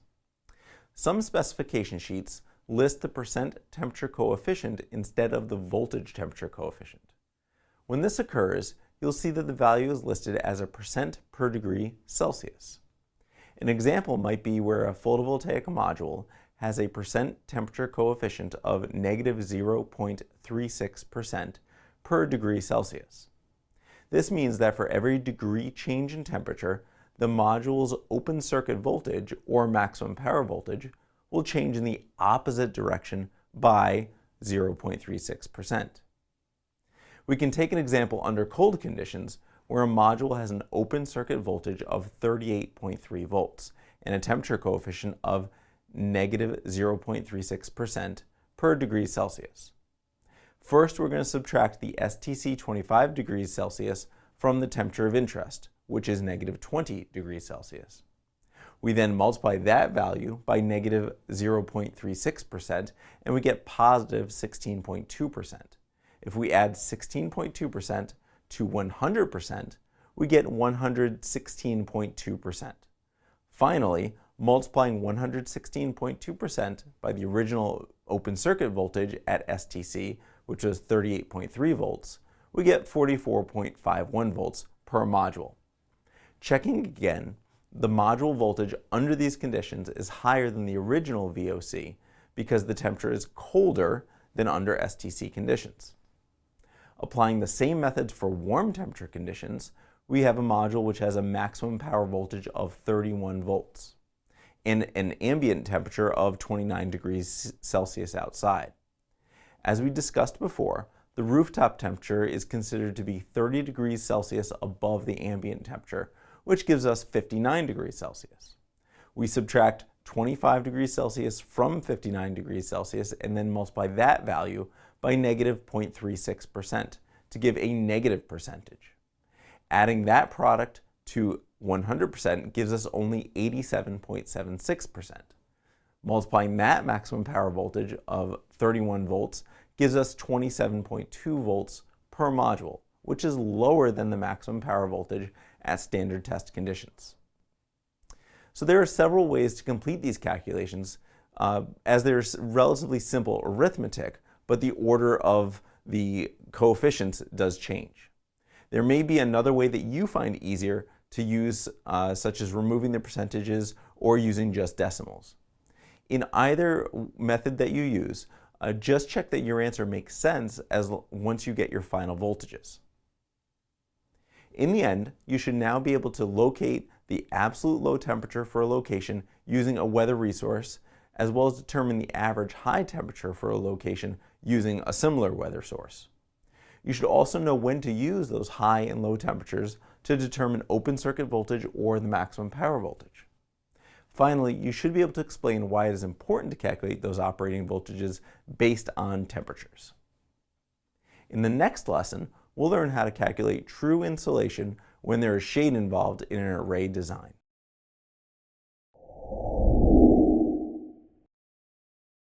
This lesson on calculating energy loss due to shading. By the end of this lesson, you should be able to use a Solar Pathfinder shading tool to identify the shade in a location as well as calculate the energy lost due to shading. To begin, let's look at why shading is so important.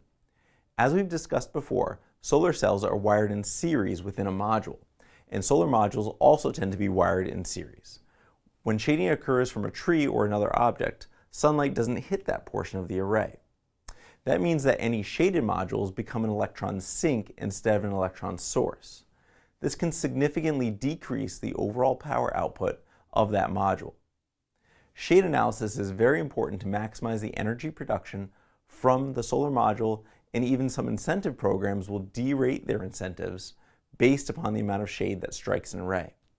For this reason, it's very important to both understand how to measure shade and to calculate the energy lost from that shading. There's one very simple way to determine if there's a potential for shade on a rooftop. Using some trigonometric formulas, as long as the distance between a potential shading object and the solar array is at least 3 times the object's height, it won't shade the array during normal daylight hours. For example, a solar array would need to be at least 90 meters away from a tree that is 30 meters in height. Unfortunately, all this allows us to do is determine if there is shade or not. It does not allow us to calculate what percent of an array is going to be shaded or measure how much of the year it will be shaded. To do that, we'll need a tool to help us analyze the amount of shade for that location. One of the best tools available for this kind of analysis is the Solar Pathfinder. The Solar Pathfinder uses a convex plastic lens that allows us to see the full sky in one location. The easiest way to use it is to place it in the lowest 2 corners of a proposed rooftop project. If there's no shading in those locations, typically there'll be no shade on the entire rooftop. So let's look at how the Solar Pathfinder charts are arranged and designed. First, the Solar Pathfinder charts are available from the manufacturer for northern as well as southern hemispheres, and for specific latitudes. We're going to focus on the northern hemisphere for this lesson. In this example, the Pathfinder chart is set for latitudes 37 to 43 degrees north.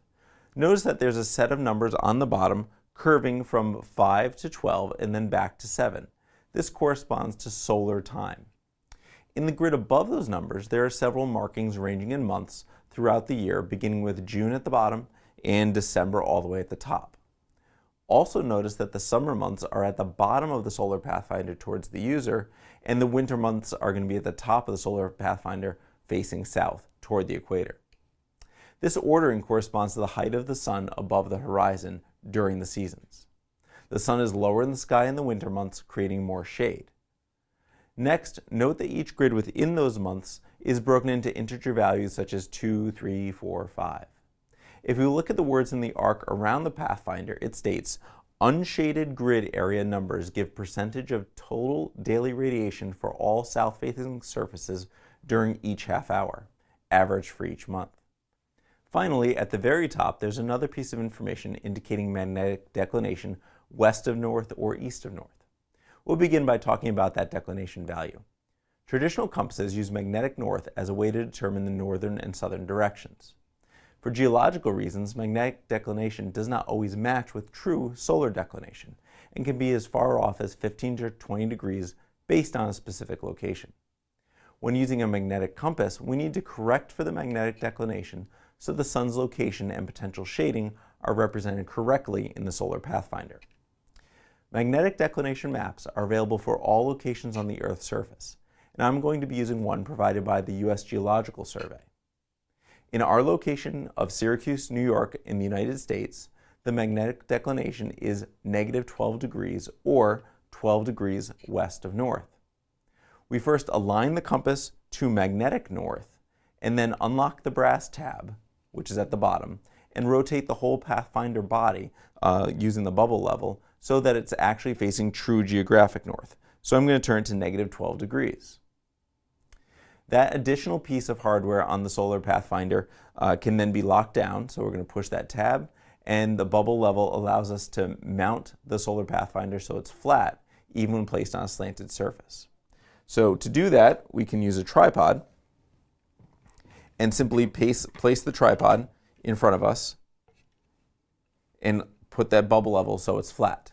We can then place the convex lens on the top of the Pathfinder so the open area is facing towards the south or towards the user. The Pathfinder will allow us to then look at direct due south because we've made the corrections with the magnetic declination.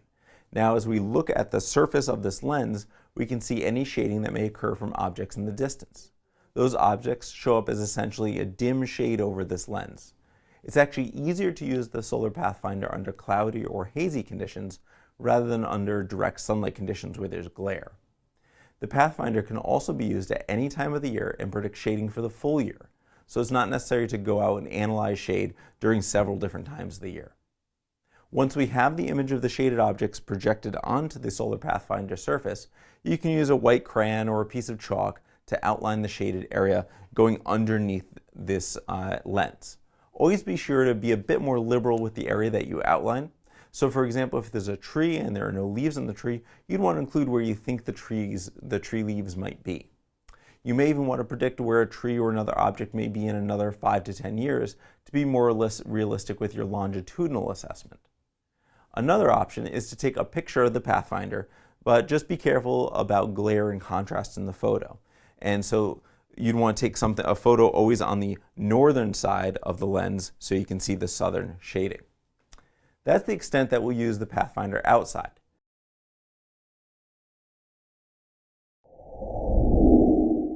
Now let's analyze the data we obtained from the Pathfinder. The manufacturer provides software to purchase to automate the analysis, but we're going to do it by hand in this case. I'm also going to use a mock example to simplify the analysis. After removing the paper grid from the Pathfinder or opening the photo, notice that the shade crosses several months within a gridded area. We're going to now count up those numbers that are within the shaded area of the grid by month. If we look at the wording on the arc of the Solar Pathfinder again, note it gives the word state shaded grid numbers give percent of total radiation for all south-facing surfaces. The numbers are listed in half-hour increments, so each number that is within the shaded area corresponds to a percentage of sunlight that is lost that month. In this case, for the month of December, we have 4, 5, 6, 7, 7, 8. That totals 37 or 37%. This means that 37% of the total light in December is lost on this array due to shading. Likewise, we can add up the numbers for January, October, November, and February, giving 37, 26, 36, and 32%. In general, if there's any area of shade in the summer months, you're almost always guaranteed to have shade in the winter months as well. The only exception would be an object like a vent or a chimney that might have some odd shade characteristics. We usually simply plan the array around those objects on the rooftop. The next step is to take the number of sun hours that are available and multiply them by the percent that's lost due to shading. You can get the sun hours using the NREL data tables or using another resource for monthly hours of sunlight, like within PV watts. It's important for this exercise to have monthly insolation values, not just the yearly average. The NREL tables give average daily hours of sunlight, so we need to first multiply the average daily hours by the number of days in the month. We then take that total and multiply by the percentage lost in each month given by the Pathfinder. The next step is to sum all of the hours lost due to shading and subtract the total annual insolation from that number. In this example, 37% of the sunlight hours are lost due to shade in the month of December. December has 31 days, so I multiply the sun hours in December, 2.1 kilowatt hours per square meter per day, by 31 days, and then multiply that by 0.37. That gives me a value for 24 full sun hours, or kilowatt hours, which are lost due to shading. If I follow that calculation through for all the individual months then of shading, I obtain 143.7 kilowatt hours lost due to shading. Location would normally receive 1,569.5 kilowatt hours per year. So I then subtract 143.7 kilowatt hours from 1,569.5 kilowatt hours per year, and I get the true annual insolation of 1,425.8 kilowatt hours per year. The last step would be to divide the true hours of insolation by the original annual hours of insolation to get the percentage of sunlight available during the year. In this case, it would be 90.8%, meaning 9.2% is lost due to shade. While any shading is bad, incentive derating tends to occur when energy lost due to shade exceeds 20%, although staying under 10% is preferred. There are other ways to calculate shade, one of them being using the software that's provided with the Solar Pathfinder. While that's more efficient from a time standpoint, it's an extra purchase, and if there are not a lot of arrays that you're designing, using the Solar Pathfinder tool and doing it manually may be sufficient. So in summary, the steps for shade analysis are to use the Solar Pathfinder and place it at the lowest 2 points of a roof for a rooftop system or on a proposed project area for a ground mount system. Obtain a photo or trace the area that's going to be shaded. Add the total hours lost due to shading for each month. Multiply the percentage of shade by the total kilowatt hours of sunlight per month and by the days in the month. And then subtract the hours lost due to shade from the annual kilowatt hours of insolation. If you're more advanced and doing a lot of solar designs, it may be advantageous to use an electronic tool such as the Solmetric Sun Eye. This electronic device takes a digital image of the sky using a fisheye lens to get that 180-degree hemispherical view. The advantage of the Sun Eye is that it will provide an immediate digital analysis of shading structures, but it does come with a cost. You can also insert or add or remove structures planning for the future to help answer that question, well, what would happen to solar access if we cut down a tree? Or what would happen if this tree grows 10 feet higher? Another advantage is that the system automatically corrects for azimuth and gives you an idea of what times of year are contributing to the majority of shading loss when not facing directly towards the equator. That's something that we have to do manually now. In the next segment, we'll compare the energy output predicted by a tool like PV Watts with the analysis provided by the Solar Pathfinder to calculate a more accurate photovoltaic electrical output.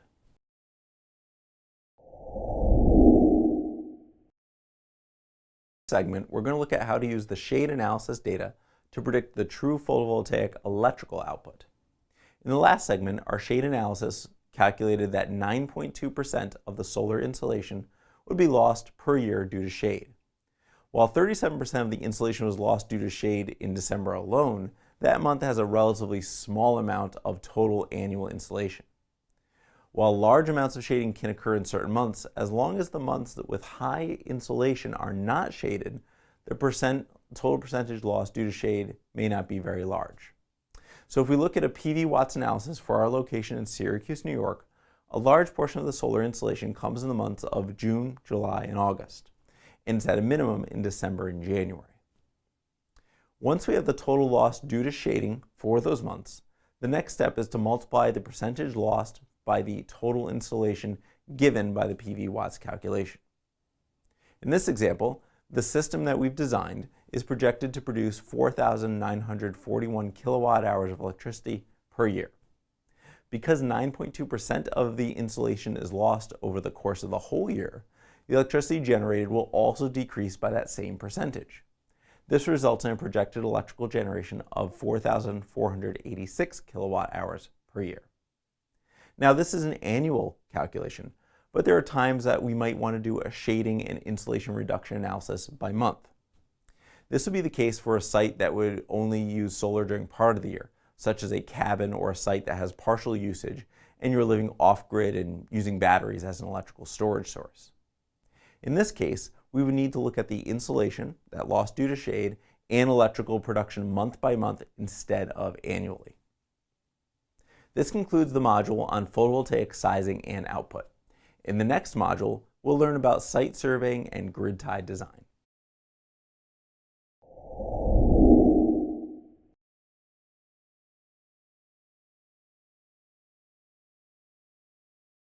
Welcome to the segment on site surveys for residential grid tie design. We'll begin this segment with looking at a site survey kit. A site survey kit is very useful when going on a proposed site, so you have all the tools needed in one place. Your typical site survey kit would include a site survey checklist or a unified permit, a long 100-foot or 30-meter tape measure, as well as a shorter 25-foot or 8-meter tape measure, a Solar Pathfinder or Solmetric Sun Eye with compass, a camera, notepad, pen, a ladder, a flashlight, screwdrivers, and a magnetic protractor or angle finder. There are links in the module readings to some examples of a site survey checklist as well as some unified solar permits. Once you get to a site, the first thing that you want to do is take measurements and photos of the exterior space. We'll focus on a residential site in this lesson. You should also take photos of the front and side of the building, as well as use the tape measure to record the length and width of the building. It's also important to know the azimuth of the building in relation to the solar array and the sun. The next step would be to look at the roof structure itself. Now you can usually climb up a small ladder or look from a distance to see any deterioration that might exist on the roof, as well as note the type of roof material that's used. Metal, tile, or shingle are typical. You can look under the eaves and oftentimes see the thickness of the sheathing, as well as make sure that there's appropriate area for the solar array installation. Generally, sheathing for a roof should be about a ½ inch thick or thicker. If you're unsure about the quality of the roof in terms of age and strength, you or the homeowner should consult a professional roofer for inspection. While you're up on the roof, this is also a good time to do a quick shade analysis using the Solar Pathfinder. The next important step is to determine the size of the actual roof space. There are a few ways that you can calculate the length and width of the roof. With newer asphalt shingles, you can count the number of shingles on a roof slope because each shingle has a 5.5-inch exposure in the United States, and you can use that to determine the length of the roof. You can determine the width from the exterior site measurements that you took before. If there's not a shingle roof or you cannot see the top of the roof, another way to do this is to use an angle finder and then do some trigonometry. The roof itself would be considered the hypotenuse of a triangle, and you can measure that angle by taking a picture and then applying a protractor or using an angle finder and rest it on the rooftop to determine the angle. As long as you know that angle of the rooftop, angle A in this case, you can take the cosine of angle A and divide it by the adjacent length, which is x. The resulting value is the hypotenuse, which is the total length of the rooftop or the rise of the roof. For example, consider a roof angle of 27 degrees and the building width of 60 feet. Splitting that width at the peak of the roof equals 30 feet. The resulting hypotenuse or rise of the roof becomes 33.7 feet. Once the roof size is known, the next step is to go inside the attic space and assess the roof structure. Once you get into the roof, into the attic, the first thing you want to do is take some pictures of all the spaces, but especially make note of whether the roof is constructed of rafters or truss systems. If we look a little bit closer, trusses are a more modern method of roofing and they're very strong, but it's important that trusses are not altered in any way or compromises the structural integrity of the whole system. An older style roofing uses rafters with collar ties, where the rafters go from the attic floor up to the peak of the roof. Either system can be used for mounting photovoltaic arrays, but that's why it's important to follow International Building Code and consult an engineer. You may be required to provide additional reinforcement for the dead load associated with a photovoltaic system on that rooftop, especially in areas that have high snow loading. The next stop on the site survey is to consider whether or not the system will be used on-grid or off-grid. While we're planning for on-grid design in this course, if you consider batteries, they require a stable, warm location and must be placed no further than 20 feet from the inverter, according to National Electric Code. Generally, this means looking in a basement area to determine where the inverter will be located, generally some sort of wall, and find a floor space for that battery bank. Electrical code also requires that any batteries be placed in a sealed box with venting. The inverter and any battery charge controllers need to be mounted in a space that's accessible and clear from any obstructions. This typically means a clear area on an exterior wall in a basement. So you want to take a look at the basement area or wherever the system will be and see where the inverter and other electronics can be placed. The final piece to look at in the site visit is the breaker box or fuse box. It's important to record the size and brand of that circuit box, also known as the load center. Record how many circuits are available, as well as the busbar amperage rating on the breaker panel. The busbar rating indicates the maximum current that's allowed to flow through the load center. You'll have a better idea of why this current value is so critical once we talk about site design and installation. Note that at minimum, at least 2 breaker locations need to be open for a photovoltaic system to be installed. The site survey will be later used to develop the site design as well as develop a project proposal for the customer and apply for a municipal permit. In the next few lessons, we'll look at designing and wiring a photovoltaic system and then how to match that to an inverter for a photovoltaic.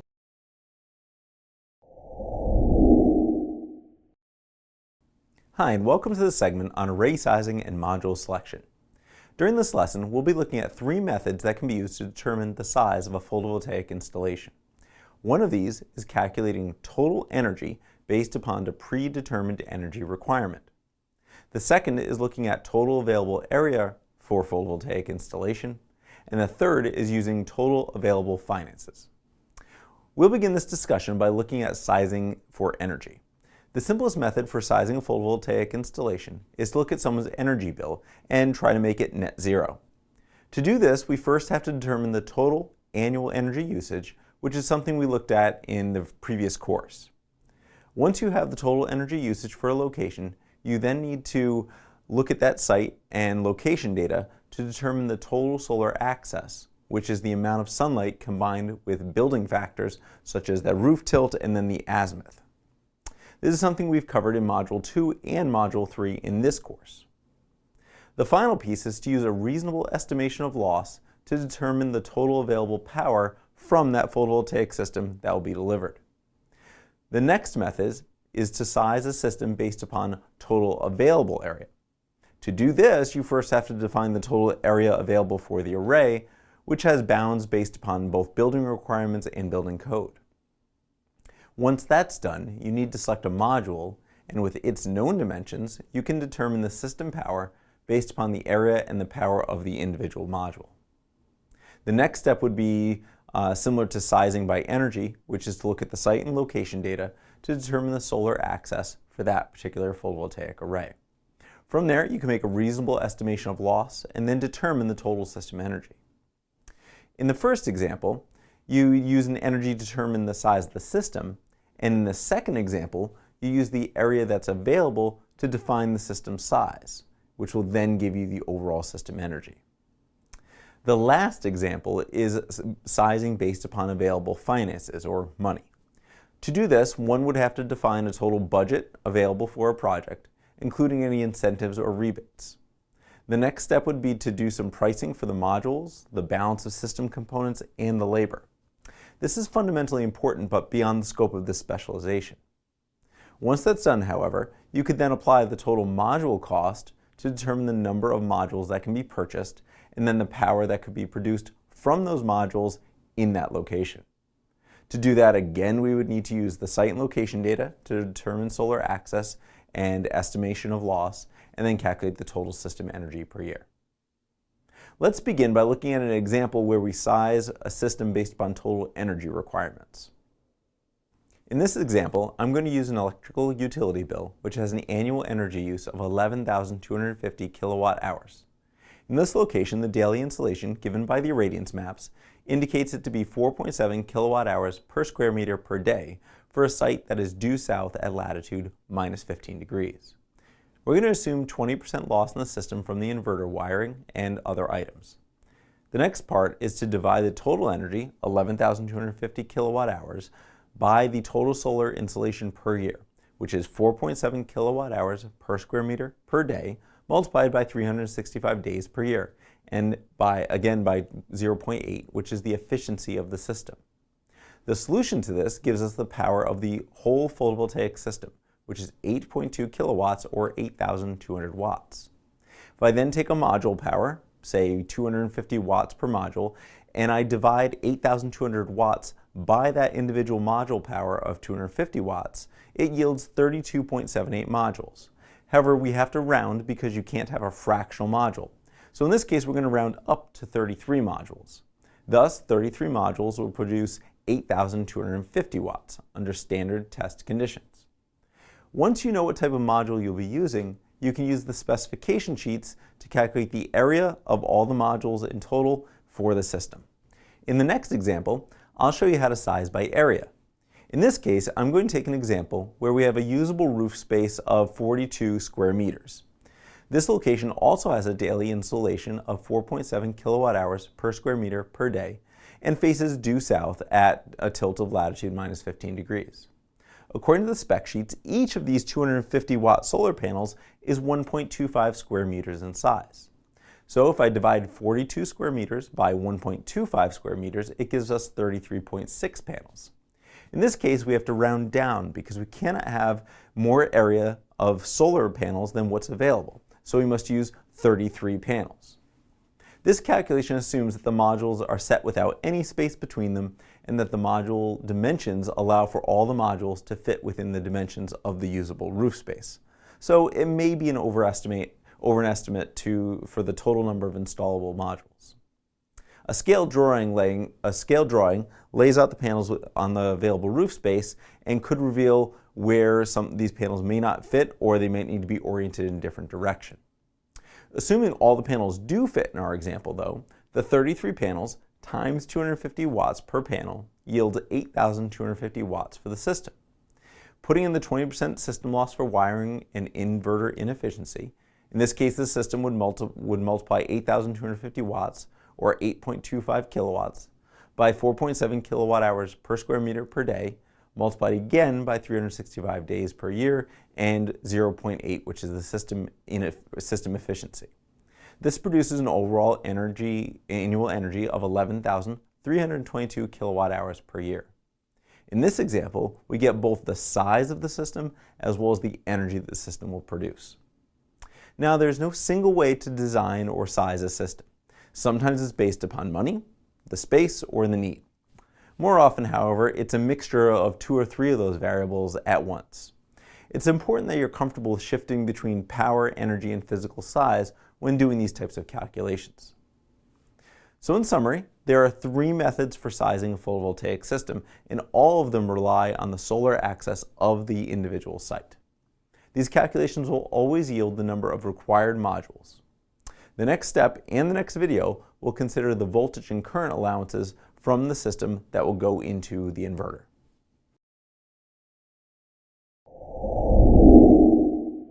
Welcome to this lesson on inverter sizing and selection. In the first course, I briefly discussed the role of the inverter in the photovoltaic array and whole system design. We will now look a little bit closer at the importance of the inverter, how it works, and how to size a photovoltaic array and inverter together. First, let's look back at what an inverter does. Well, an inverter converts the DC, or direct current, that comes from the photovoltaic system into AC, or alternating current. This is a required piece of equipment for photovoltaic installations that are tied into alternating current power systems. It's typical for both on-grid and off-grid systems, though there are a few off-grid or mobile systems that are DC only. An inverter is absolutely required for any on-grid system because they operate universally on alternating current. The role of the inverter is to convert that direct current that's produced by the photovoltaic system into a sine wave that matches the alternating current frequency found on the utility grid. That's a rather complex conversion and it's beyond the scope of the course. However, it's important to know that a photovoltaic module itself cannot be directly plugged into the electrical grid and will need an inverter to be able to function on the AC system. Alternating current runs on either 50 Hz frequency in Europe, Asia, and other parts of the world, or 60 Hz in the United States, Canada, and some other countries. In either case, the inverter is designed to convert that direct current from the photovoltaic to the alternating current frequency that's used in the region. There are also several safety factors and protections that are vital to an inverter, and we'll go over those when we discuss the U.S. National Electric Code in the next course. Also keep in mind, anytime the battery is in use, batteries would use an inverter to convert the DC from the battery to the AC that's also required on the grid. At this point, we're going to jump into evaluating the specifications for an inverter. In the last lesson, we learned how to size a photovoltaic system and determine the total power and energy. We're going to use the total power input that will be produced by that system and pair it to the appropriate inverter. We also need to consider the maximum voltage and maximum current allowed by that inverter. All of these details are given by the typical specifications for an inverter. As an example, we can see here that there are 2 electrical sections to a specification page. One is for the alternating output current side, and the other one is for the direct current input side. We'll look at both in order to accommodate our system. Typically, the output data for an inverter includes the operating voltage range, which is usually 208 volts for 3-phase or 240 volts for single-phase. It would also include the operating AC frequency and range that it can deviate, the maximum current that the system can produce while operating, and the maximum overcurrent, which is the absolute maximum fused current for that system. The maximum continuous power output tells us the maximum power the inverter will output, as well as the nominal output power, which is essentially the preferred long-term power output for the inverter, where efficiency is maximized.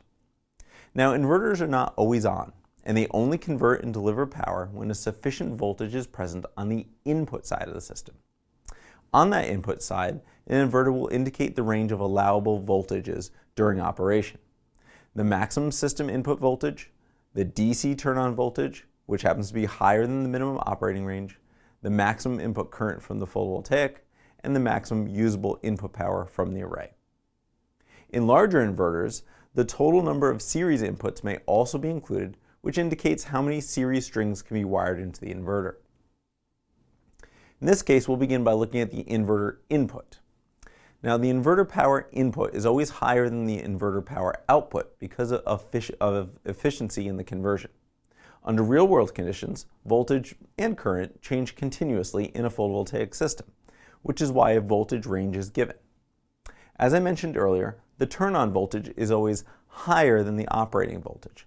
This is because if we think about a cloudy day where the sun is going in and out and dipping above and below that minimum operating voltage, the system would be constantly turning on and off, and it would be detrimental to both the device and could cause some significant fluctuations to the AC input side that goes to the utility.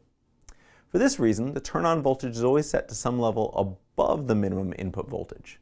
We assume that when the system reaches this turn-on voltage, it will not dip back down very easily, so the system will remain on for some time. Other specifications indicate the maximum input current, which is the absolute maximum number of amps that can be input to an inverter, regardless of the number of strings that are provided. This means that in this case, we could provide one 18 ampere line, or we could provide, say, three 6 ampere lines. Both give us 18 amps. The maximum usable input power is the maximum power that can be converted by the system. Generally speaking, this is derived by multiplying the maximum operating voltage by the maximum operating input current. Exceeding any of these specifications could result in failure of the inverter and potentially be a safety and fire hazard. So it's important to always consider the temperature effects on voltage as well, especially for open circuit voltage, for safety and voltage limits. Since voltage decreases as the temperature increases, we're not worried about exceeding the maximum input voltage of the system during operation. The other side of the inverter is the output. The voltage output is constant for a specified inverter. It's either 240 volts or 208 volts generally. The output current, however, is variable. The maximum power delivered by the inverter is obtained when the maximum output current is multiplied by the output voltage. The continuous power is the preferred operating power, which both maximizes the efficiency and happens to be lower than the maximum power. This means that we should always size our system for this preferred continuous power level. By comparing the two power values, the input power and the output power, we can solve for inverter efficiency. So dividing the maximum AC output power by the maximum DC input power yields the fractional inverter efficiency. Modern inverters have an efficiency of 90 to 95%. This is in contrast to smaller inverters or those that produce lower quality sine wave outputs, which can have efficiencies of only 75 to 85%. In general, inverter efficiency decreases under very low fractional loads and decreases slightly as the inverter approaches the maximum input power. Next, we'll look at how to match an inverter to a defined photovoltaic system array.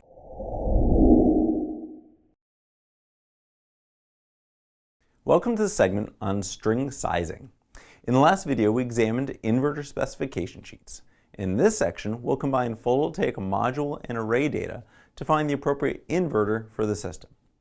Let's begin by looking at an example where we need a 7,400 watt or 7.4 kilowatt system, and then choose a module and an inverter that matches this requirement. We're going to use this example of an inverter that has a nominal output of 7,200 watts and a maximum usable input of 8,640 watts. So we're going to start with the assumption that 7,400 watts are required and we're using 300 watt photovoltaic modules. By dividing 7,400 watts by 300 watts per module, we get 24.7 modules. Because we can't have a fractional module, we'll need to round down to 24 modules. So now we know our system will have 24 photovoltaic modules, and these modules are listed as having an open circuit voltage of 38.2 volts and a maximum power voltage of 36 volts. The short circuit current is rated as 8.6 amps, and the maximum power current is rated at 8.3 amps. Now that we have the values for the input of the inverter and the output of the photovoltaic panels, we can determine if the system will work together. First, we'll look at what happens when we wire 24 modules in series. We want to look at the absolute highest voltage the system could produce, which would be at open circuit conditions. The VOC at STC is 38.2 volts, and multiplied by 24 modules gives us a total system voltage of 917 volts. By looking at the spec sheets on the inverter, we see that the maximum input voltage is 600 volts. That means that this system in a series string will not work with this inverter, and it's also an excessively high voltage. To solve this problem, we'll instead try a parallel string to provide two series strings. If we have two series strings, then there are only 12 modules per string, and 12 modules times the 38.2 VOC is 458.4 volts. This is acceptable because it's below the 600 volt maximum. 12 modules times the 36 volt maximum power voltage is 432 volts, which is within the operating range of the inverter as well. The next step is to look at the maximum current that could be produced by the photovoltaic modules, which is the short circuit condition. We're now working under the assumption that we'll have two series strings, and each string has a short circuit current of 8.6 amps.